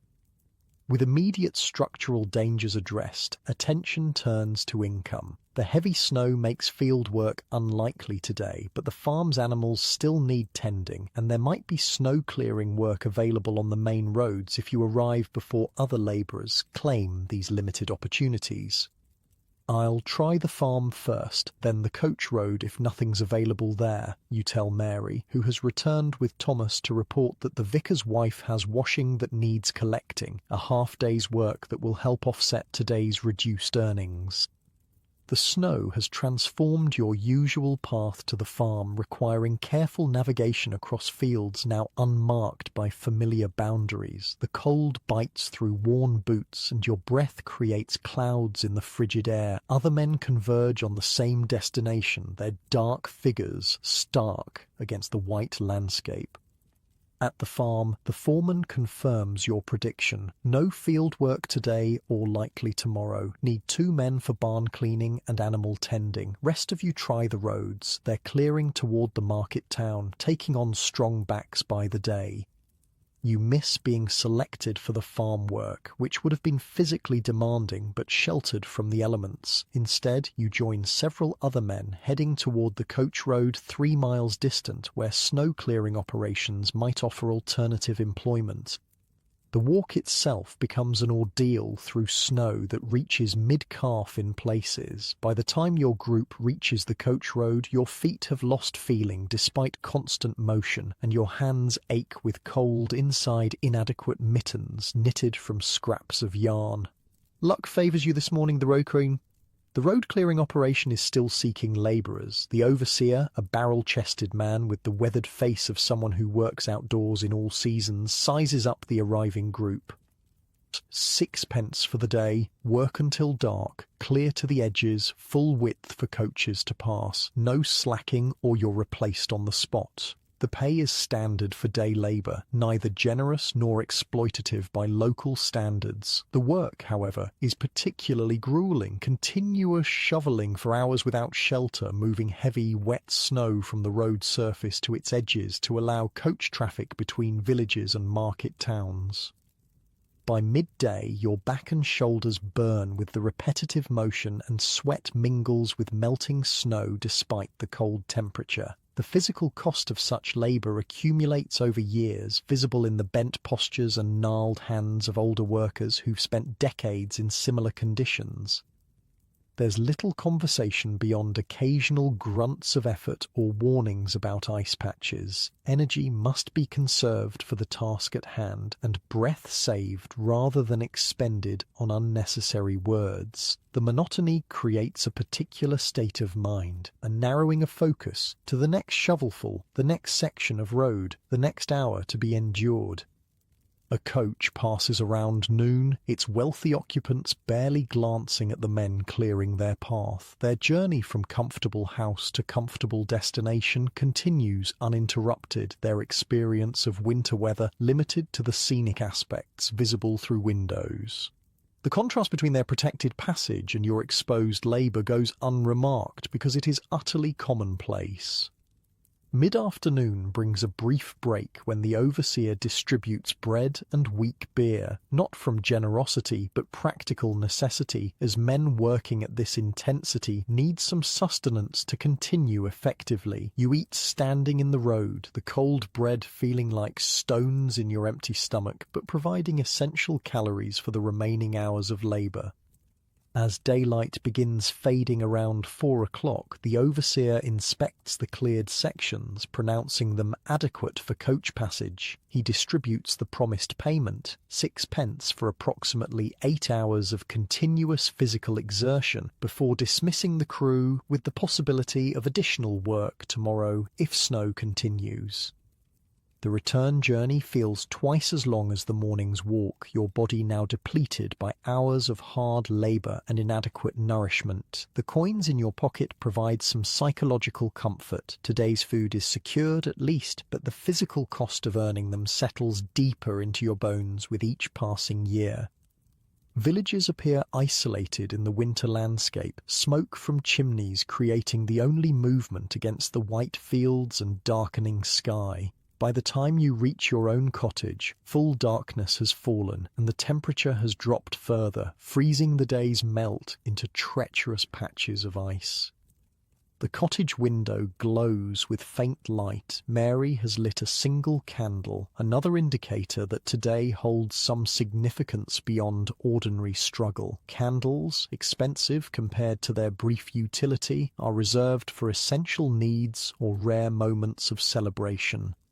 Inside, you discover the reason for this unusual expenditure. Elizabeth's condition has improved noticeably, her breathing easier, her colour better, her previously listless demeanour replaced by alert eyes tracking movement around the room. The medicine, the steam treatments, and perhaps simply her young body's resilience have combined to turn the tide against illness. She took broth 3 times today, Mary reports, relief evident in her voice despite her typical understatement. And the cough sounds looser. This represents significant victory, not complete recovery, but movement away from the precipice that claimed the Parker child. The family's mood reflects this cautious optimism, the atmosphere lighter despite physical exhaustion and ongoing challenges. The evening meal consists of bean soup made from Mrs. Thompson's contribution, enriched with an onion and scraps of salt pork saved from previous cooking. The bread purchased with yesterday's wages has been carefully rationed, with enough remaining for each family member to receive a small piece to accompany their soup. After eating, the family settles into evening activities determined by necessity, ability, and available light. Mary continues the mending that forms a constant backdrop to all other household tasks, clothing in perpetual need of repair, each garment patched repeatedly until patches themselves need patching. Emma helps the younger children prepare for bed, washing faces and hands with water warmed by the fire.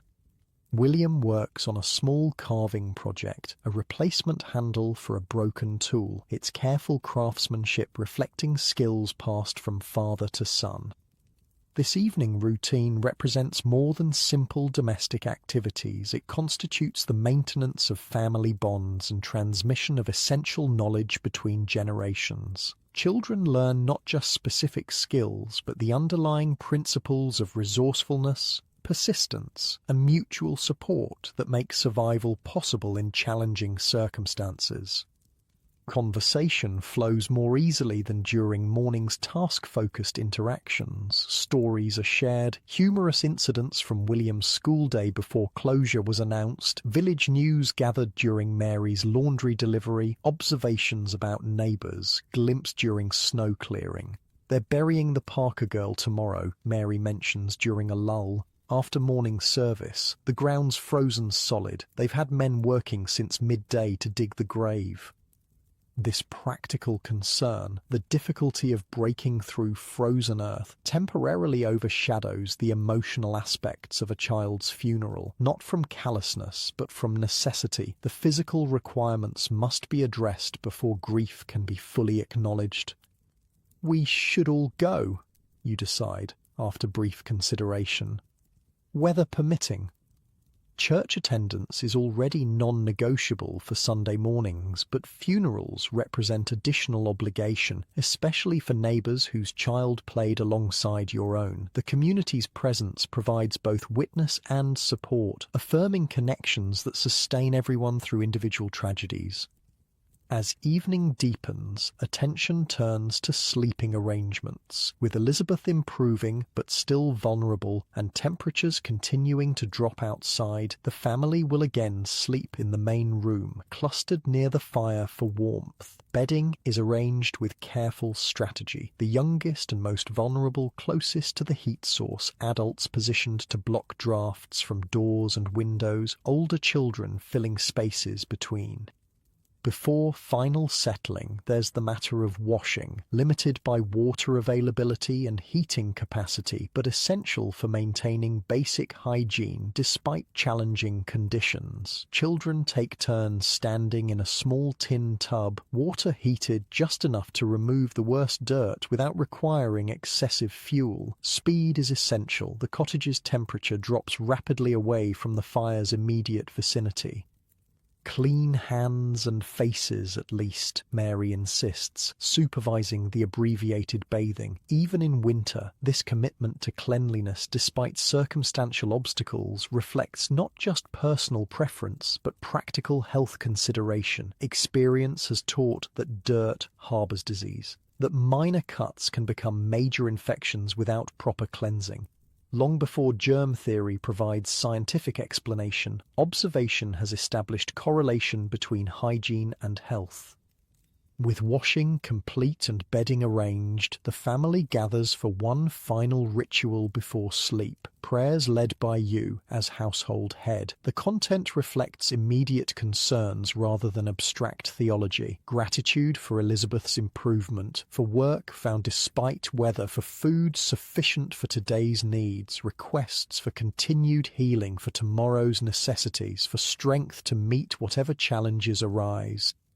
Religion in the labourer's cottage serves both spiritual and practical purposes. Beyond eternal considerations, it provides framework for understanding suffering, language for expressing hope, and community connection through shared practice. The church as institution may sometimes disappoint through class prejudice or inadequate charity, but faith itself remains integral to daily resilience.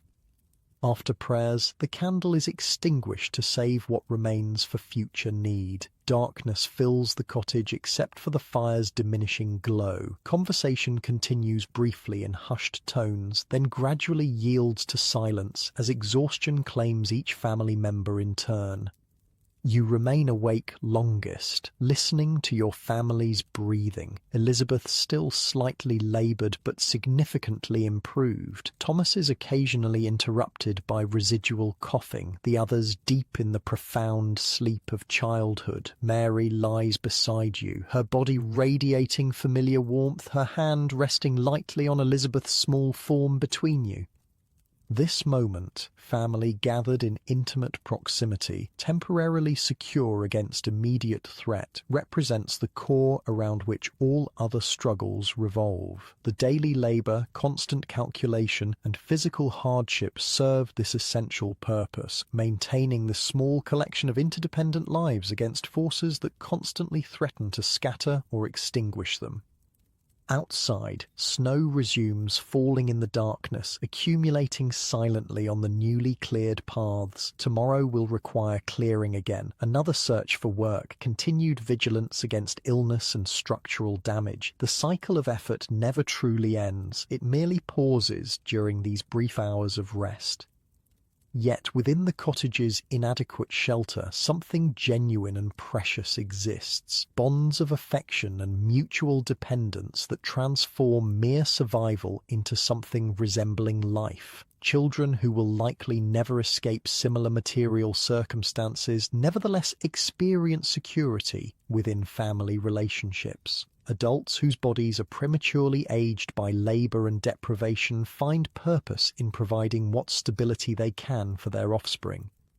As sleep finally claims you, the last conscious awareness is of this paradox: profound hardship coexisting with profound connection, neither cancelling the other, but creating the complex reality of rural working-class existence in Victorian England, a reality largely invisible in official narratives of progress and prosperity, yet lived by millions whose labour forms the foundation upon which more visible achievements rest. In the quiet darkness, snow continues falling, wood settles in the dying fire, and a family sleeps, their breaths creating the only sound in a momentary peace that will end with tomorrow's first light and renewed demands of survival. Sunday arrives with a pewter sky promising more snow by afternoon. The church bell tolls with a hollow resonance across the white-blanketed village, summoning parishioners not just for regular service, but for the funeral to follow. Death in winter is so common that the church has established an efficient rhythm. Regular worship followed immediately by burial, maximising the use of gathered community and minimising exposure to harsh elements. Your family dresses in their modest best, the same clothes worn for every Sunday service but brushed with particular care today out of respect for the occasion. Elizabeth, still weak but markedly improved, will remain home with Emma while the rest attend, both to protect her fragile recovery and to maintain the household fire, which cannot be allowed to die completely during winter absences. Remember to add wood every half hour, Mary reminds Emma, who at 12 already understands these responsibilities perfectly but accepts the instruction with characteristic patience. And give Elizabeth her medicine at 11 o'clock, no matter if she's sleeping. The walk to church takes longer than usual, paths refrozen overnight into treacherous surfaces requiring careful navigation. Thomas coughs occasionally but seems stronger, his illness receding while his sister's continues improving. Small victories in the constant battle against conditions that claim so many children. Other families emerge from cottages along the way, all moving toward the same destination with the measured pace of those conserving energy against cold. Conversations remain minimal, limited to brief acknowledgements between neighbours united by the morning's sombre purpose. Inside the church, the temperature feels barely warmer than outside, despite several small braziers positioned in the nave. The stone walls radiate cold, and breath forms visible clouds throughout the congregation. Wealthier parishioners have brought foot warmers, small metal containers filled with hot coals, while labourers rely on stamping feet and huddling together between prayers.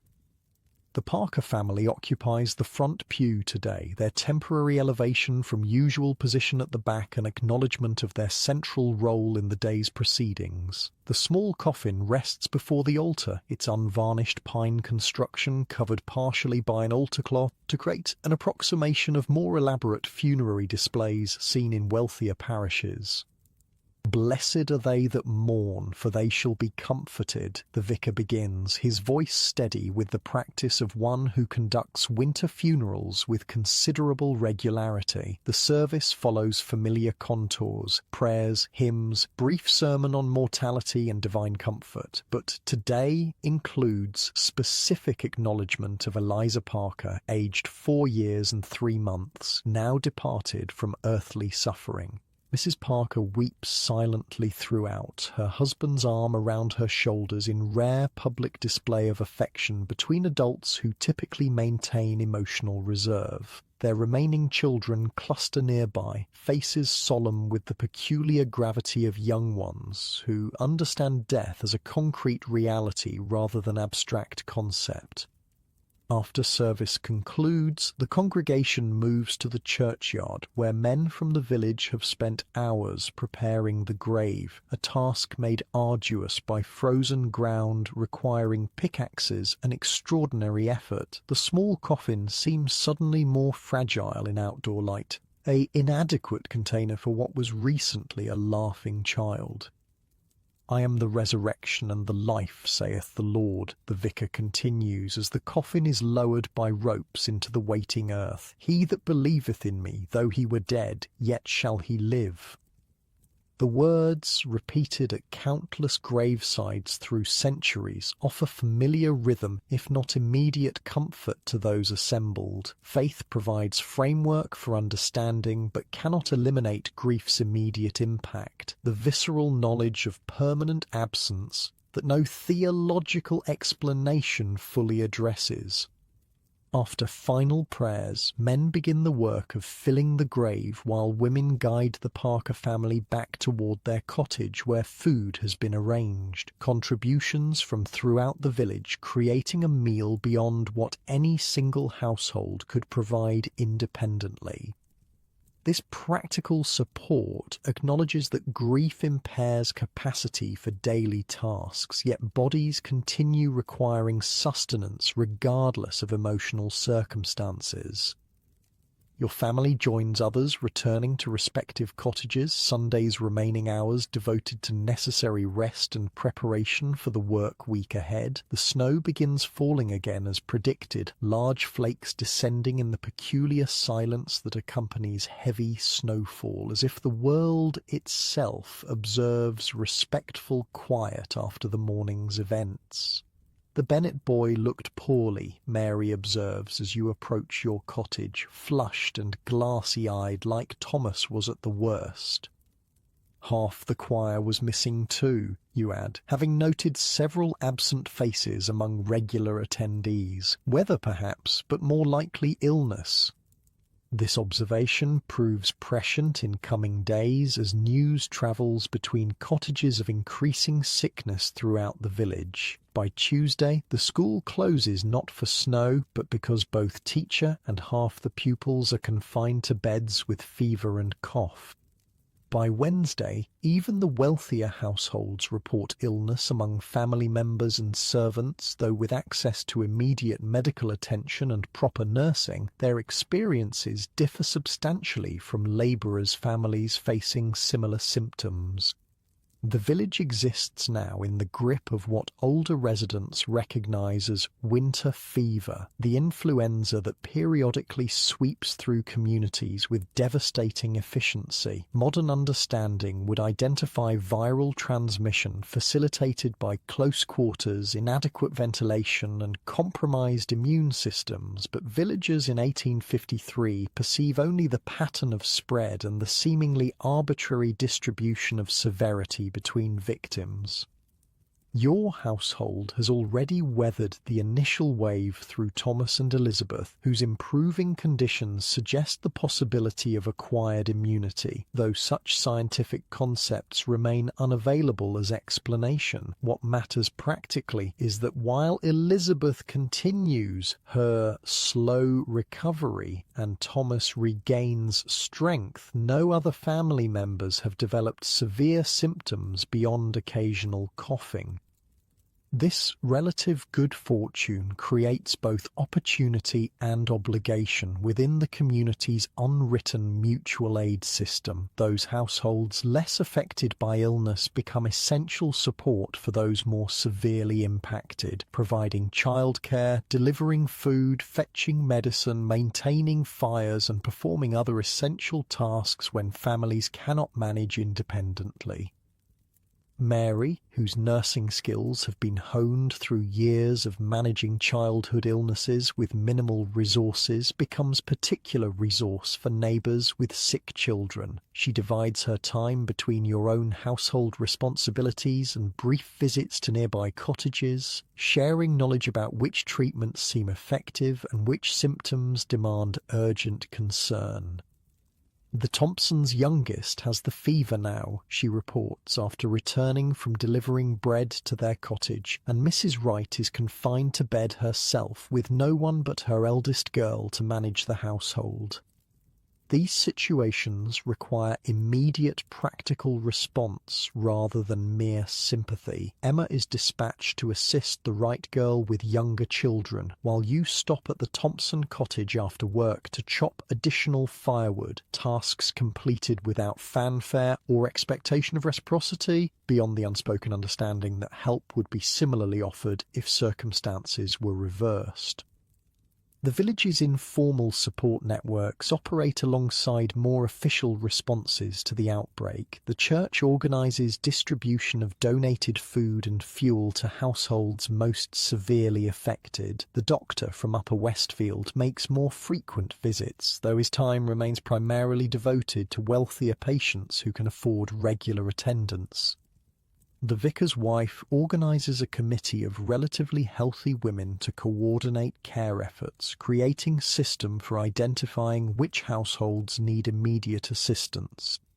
Despite these combined efforts, death continues its winter harvest. By week's end, 3 more funerals have been conducted. An elderly man whose age and existing health conditions left him particularly vulnerable. A young mother whose recently delivered infant now requires wet nurse. And most devastatingly, a previously healthy man in his 30s whose income supported his wife and 5 children. This last death creates immediate crisis beyond grief. Without male earner, the widow faces impossible situation: inadequate savings to maintain rent payments, insufficient income potential through traditional female employment like laundry or sewing, and children too young to contribute substantially through labour. The workhouse looms as likely destination unless alternative support materialises. The community responds with remarkable coordination despite its own limited resources. Men from neighbouring cottages commit to including the widow's garden plot in their planting and maintenance, ensuring food supply beyond immediate crisis. The church arranges temporary rent forgiveness through appeal to the squire's Christian charity and concern about parish poor rates if family enters workhouse.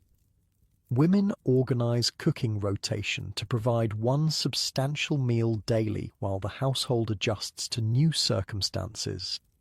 These efforts cannot replace the fundamental loss of primary earner, but they create breathing space for adaptation rather than immediate destitution. The eldest boy, only 8, will likely be removed from school sooner than planned to begin contributory labour. The widow will take on additional washing and mending beyond what would be considered manageable in normal circumstances.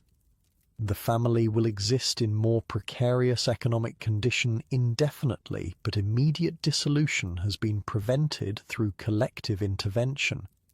Throughout this period, your own family maintains fragile stability despite ongoing challenges. The snow eventually diminishes enough for regular field work to resume, providing steadier income than occasional road clearing. Elizabeth continues improving gradually, though her recovery consumes resources through special foods and medicine that strain already limited budget. The cottage roof continues deteriorating in sections, requiring increasingly creative temporary repairs, while proper maintenance remains financially unattainable. What emerges through these weeks of community crisis is the intricate interdependence that defines rural working-class existence. No household operates truly independently. Survival requires complex networks of mutual obligation, shared resources, and collective knowledge. The absence of formal safety nets makes these informal systems not optional but essential, the difference between individual catastrophe and continued existence. These systems remain largely invisible to outside observers, particularly those from privileged perspectives who might visit rural areas briefly and perceive only the material poverty rather than the social wealth operating beneath visible surfaces. The ability to sustain life despite inadequate housing, insufficient nutrition, limited medical care, and constant financial precarity represents extraordinary achievement rarely acknowledged in official narratives of the period.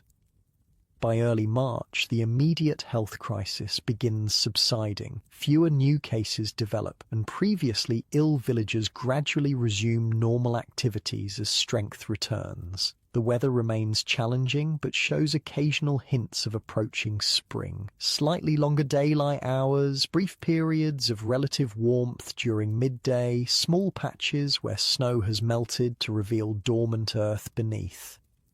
These changes bring their own difficulties for rural labourers. The transition from winter to spring creates notorious mud season when roads become nearly impassable, fields too wet for proper work, and cottages particularly vulnerable to dampness as frozen ground thaws and releases accumulated moisture. Dietary challenges intensify as winter stores approach depletion while spring growth remains weeks away from harvest. Yet the community has survived another winter, diminished by losses but continuing through adaptation and mutual support. Children play outside during brief periods of sunshine, their games modified to accommodate muddy conditions but retaining essential exuberance.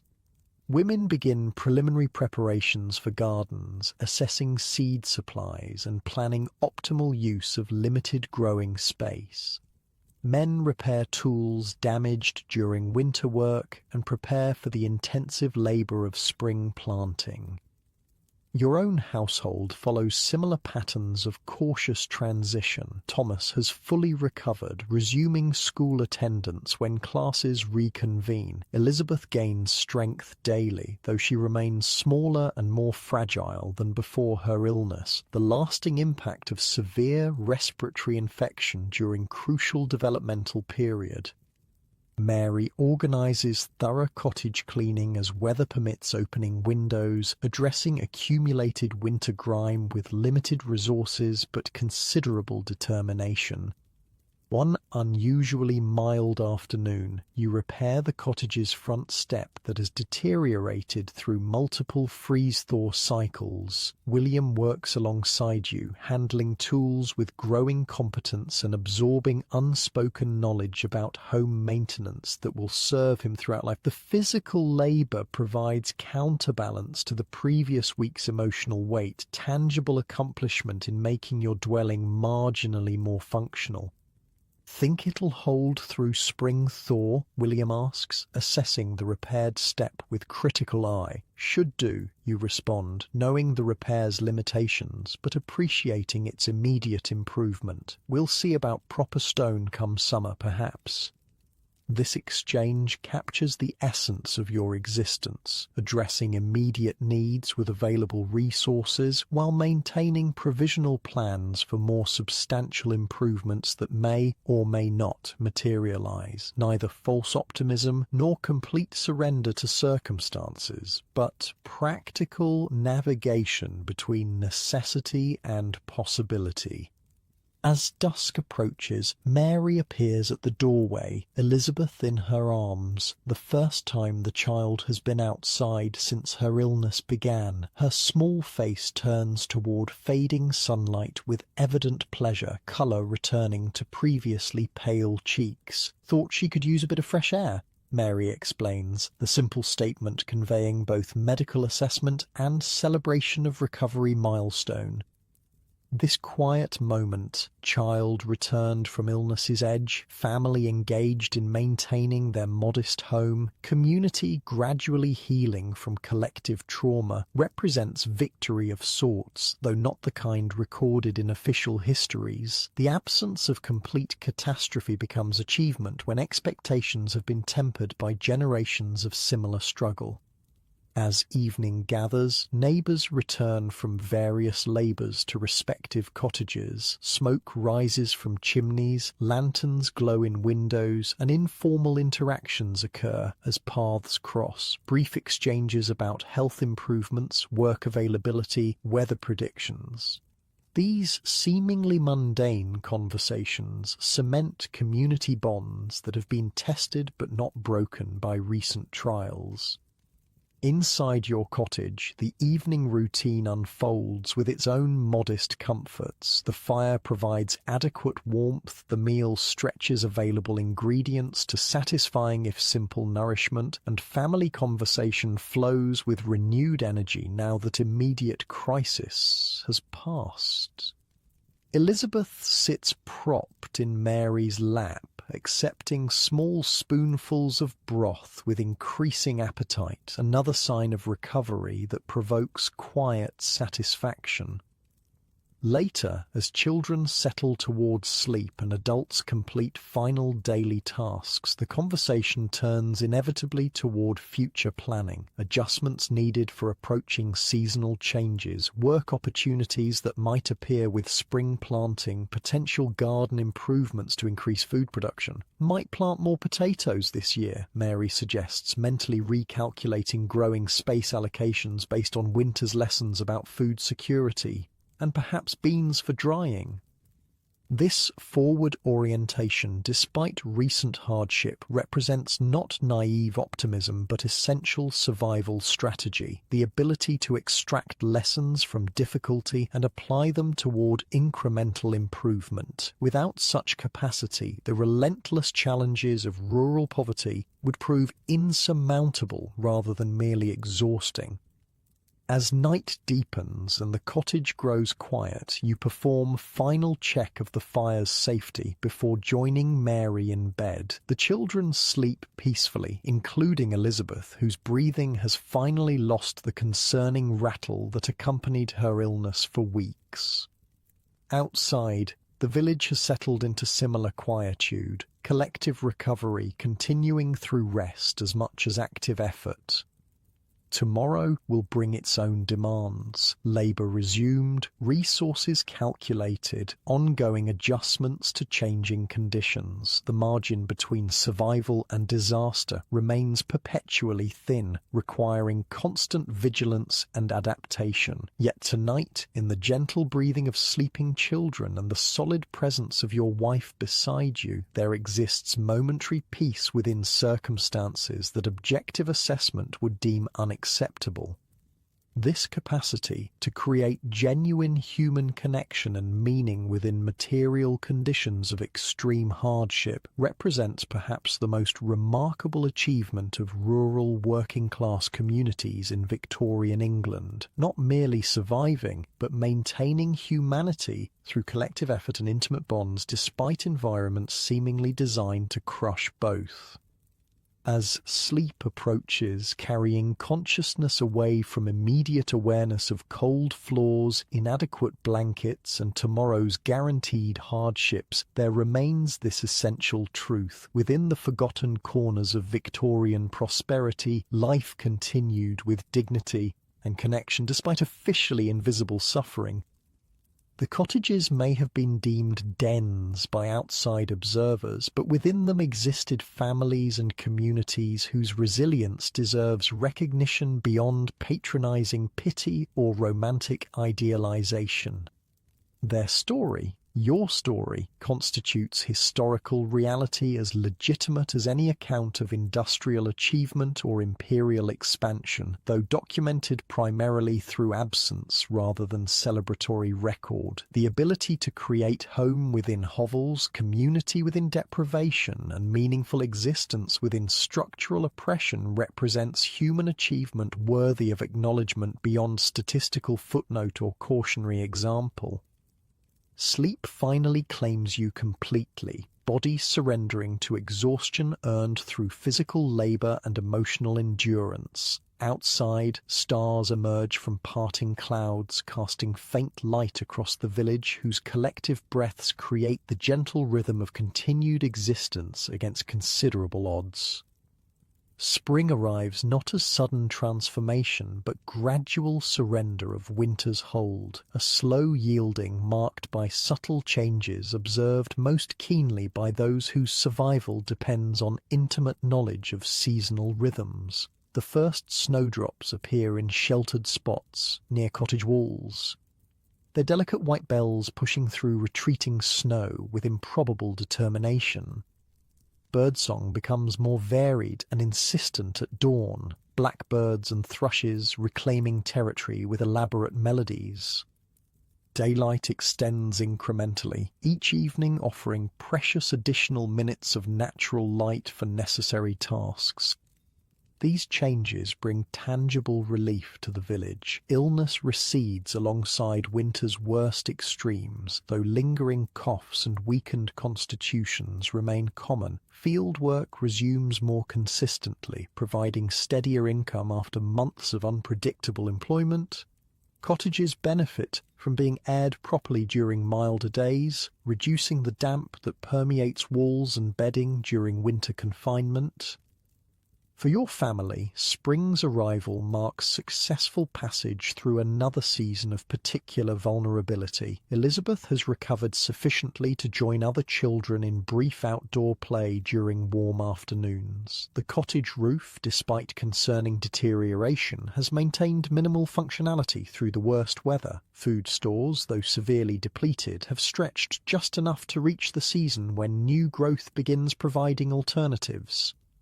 This evening, a mild April night with lingering twilight finds your family engaged in the gentle unwinding that precedes sleep. The day's labour has concluded, simple meal consumed, essential tasks completed. What remains are the quiet rituals that transform mere shelter into something approaching home despite material limitations. Mary sits near the fire mending one of William's shirts, her needle moving with practiced precision through worn fabric. Years of such repairs have given her remarkable skill at extracting maximum use from every garment, postponing the substantial expense of replacement through countless interventions against developing tears and weakening seams. Nearly worn through at the elbows again, she observes without particular concern, this being expected consequence of boyhood activities rather than crisis requiring emotional response. Might need patches soon. William himself sits nearby working on school exercises, multiplication tables copied repeatedly onto a small slate that can be wiped clean and reused indefinitely, conserving precious paper for final work requiring submission. At 10, he navigates between childhood's remaining playfulness and increasing responsibilities that preview adult expectations soon to claim him completely. Emma assists younger children with bedtime preparations, her maternal competence at 12 reflecting early assumption of adult roles common among eldest daughters in labouring families. Under her direction, faces and hands receive thorough washing despite minimal water and soap. Hair is combed free of the day's tangles, and teeth receive attention through chewing fresh mint when available, or simply vigorous rinsing when not. The younger children, Sarah, George and Thomas, move through these routines with varying degrees of compliance, their energy gradually diminishing as day concludes. Their play has already transitioned from active movement to quieter activities appropriate for evening's constraints. Simple games with pebbles or buttons, stories told in whispers, imaginary scenarios enacted with minimal props but considerable creativity. Elizabeth, still requiring additional rest during recovery, has already drifted to sleep in the small trundle bed positioned near the fire for warmth. Her breathing remains slightly more laboured than before illness, but lacks the frightening rattle that signalled acute danger weeks earlier. Her small face appears peaceful in firelight, colour returned to previously alarming pallor. You yourself occupy the cottage's single proper chair, a heavily repaired wooden piece inherited from Mary's parents that predates your marriage. From this modest throne you oversee evening's gentle conclusion while completing practical task, repairing a broken tool handle with careful whittling that shapes replacement wood to proper dimensions. This scene, utterly ordinary in its elements yet profound in its implications, represents achievement rarely acknowledged by contemporary observers or subsequent historical accounts. The creation of domestic tranquility despite material deprivation constitutes resistance against circumstances seemingly designed to eliminate such possibility. The cottage itself remains objectively inadequate by any reasonable standard. 2 small rooms housing 9 people, structural deficiencies threatening stability, sanitation limited to outdoor privy, shared between multiple dwellings, ventilation compromised by competing needs for heat retention and fresh air circulation. Contemporary social reformers would correctly identify numerous health hazards and developmental concerns arising from such conditions. Yet within these constraints, the family has created genuine home through consistent effort and accumulated knowledge. The floor is swept clean despite being uneven brick prone to dampness. Bedding, though insufficient and often damp, is arranged to maximize available warmth through strategic placement near heat sources and careful layering. The fire is maintained at optimal balance between necessary warmth and precious fuel conservation. Meals, though monotonous and nutritionally limited, are prepared with attention to extracting maximum flavor and satisfaction from minimal ingredients.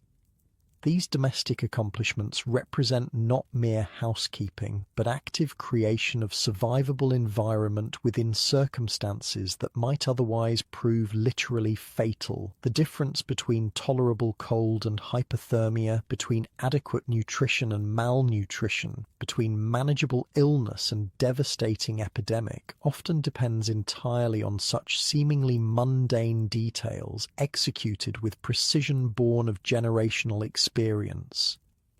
Outside, darkness has fully claimed the village, punctuated by occasional lantern light from neighbouring cottages and distant glow from substantial homes on surrounding estates. Stars emerge in remarkable profusion, their visibility enhanced by absence of artificial illumination that will characterise later eras. The night carries sounds of rural settlement, occasional animal noises from nearby farms, distant church clock marking hours, gentle rustle of breeze through emerging spring foliage.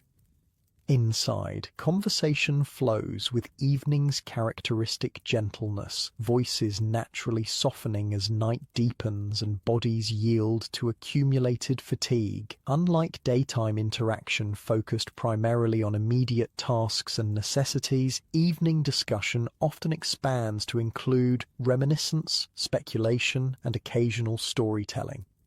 "Tell about grandmother's cottage, Ma," requests Sarah, who never met Mary's mother but maintains keen interest in family history preserved primarily through oral tradition rather than written record.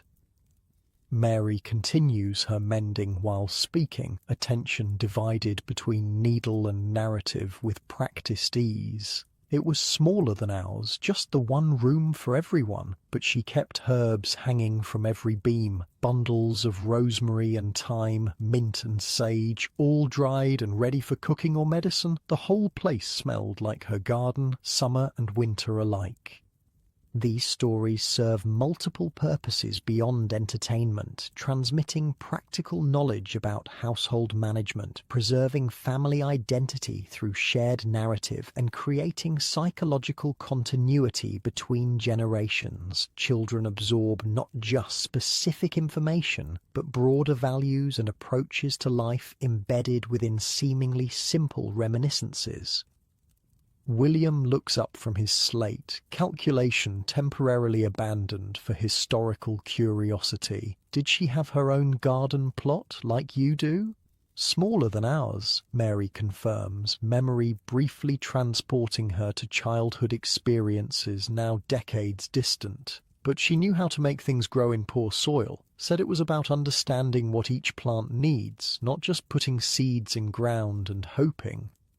This casual exchange represents crucial knowledge transmission, practical gardening wisdom accumulated through generations of subsistence cultivation passed now to children who will require similar skills for survival. Without formal agricultural education, such information travels exclusively through direct observation and verbal instruction within family networks.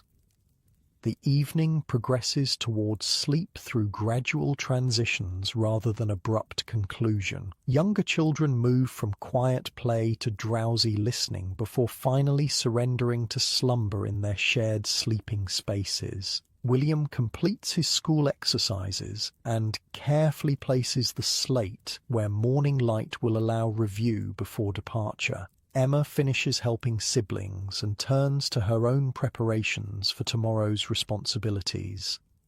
Mary's mending continues longest among evening activities, her work extending until absolutely necessary to conserve precious candle or lamp oil. Her hands maintain remarkable precision even in diminishing light, finding tears and weaknesses through touch when visibility fails.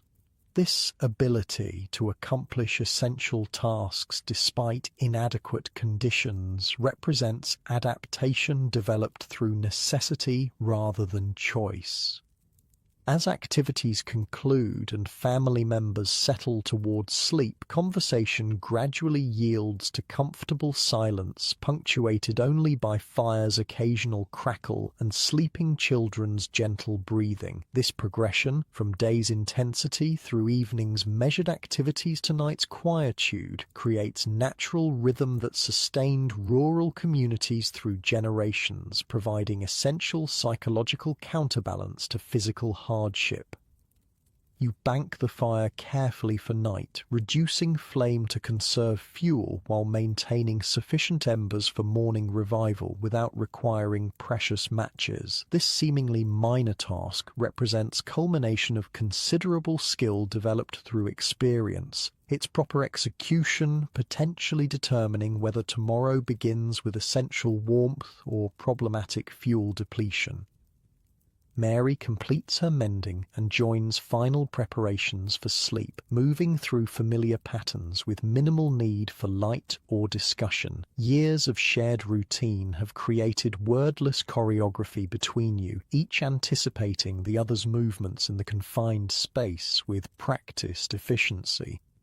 Before final settling, you perform habitual check of sleeping children, subtle confirmation that all breathe normally, none have kicked free of covers, youngest remain positioned for optimal warmth. This brief ritual, unremarkable in execution but profound in implication, encapsulates parental vigilance maintained despite exhaustion and competing demands.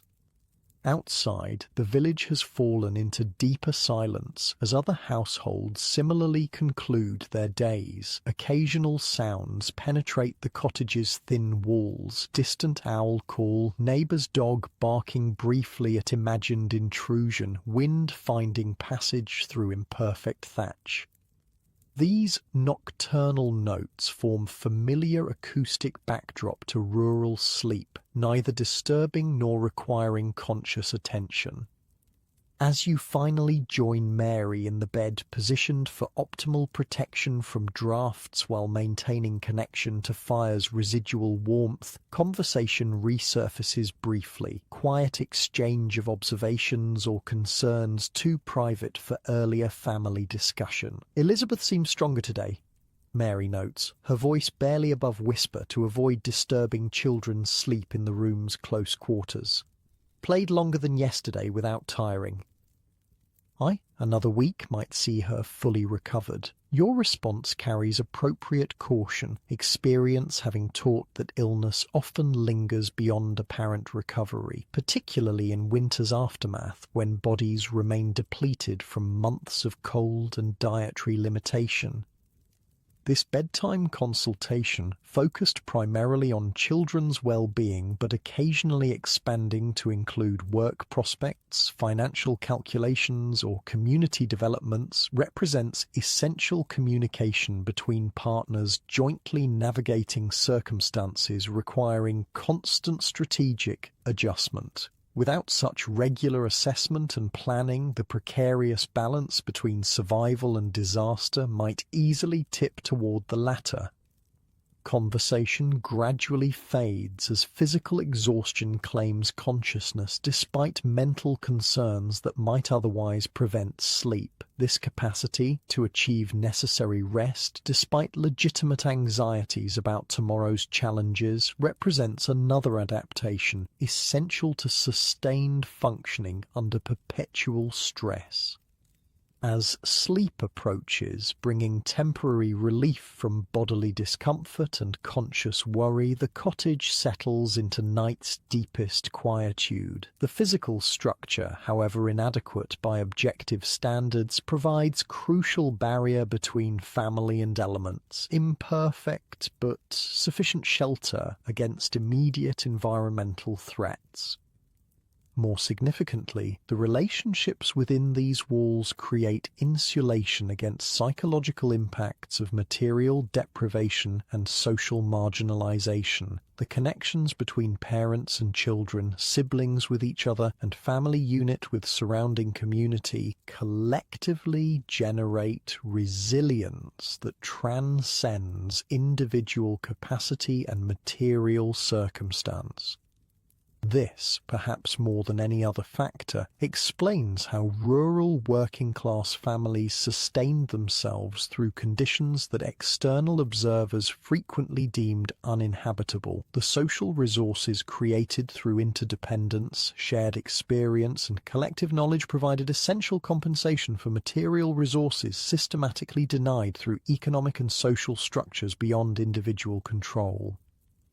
Sleep deepens as night progresses, bodies surrendering completely to necessary restoration after days' depletion. Dreams may bring temporary escape from physical limitations or simply process days' experiences through subconscious recombination. Regardless, this nightly retreat from conscious struggle provides essential reprieve without which continued function would prove impossible.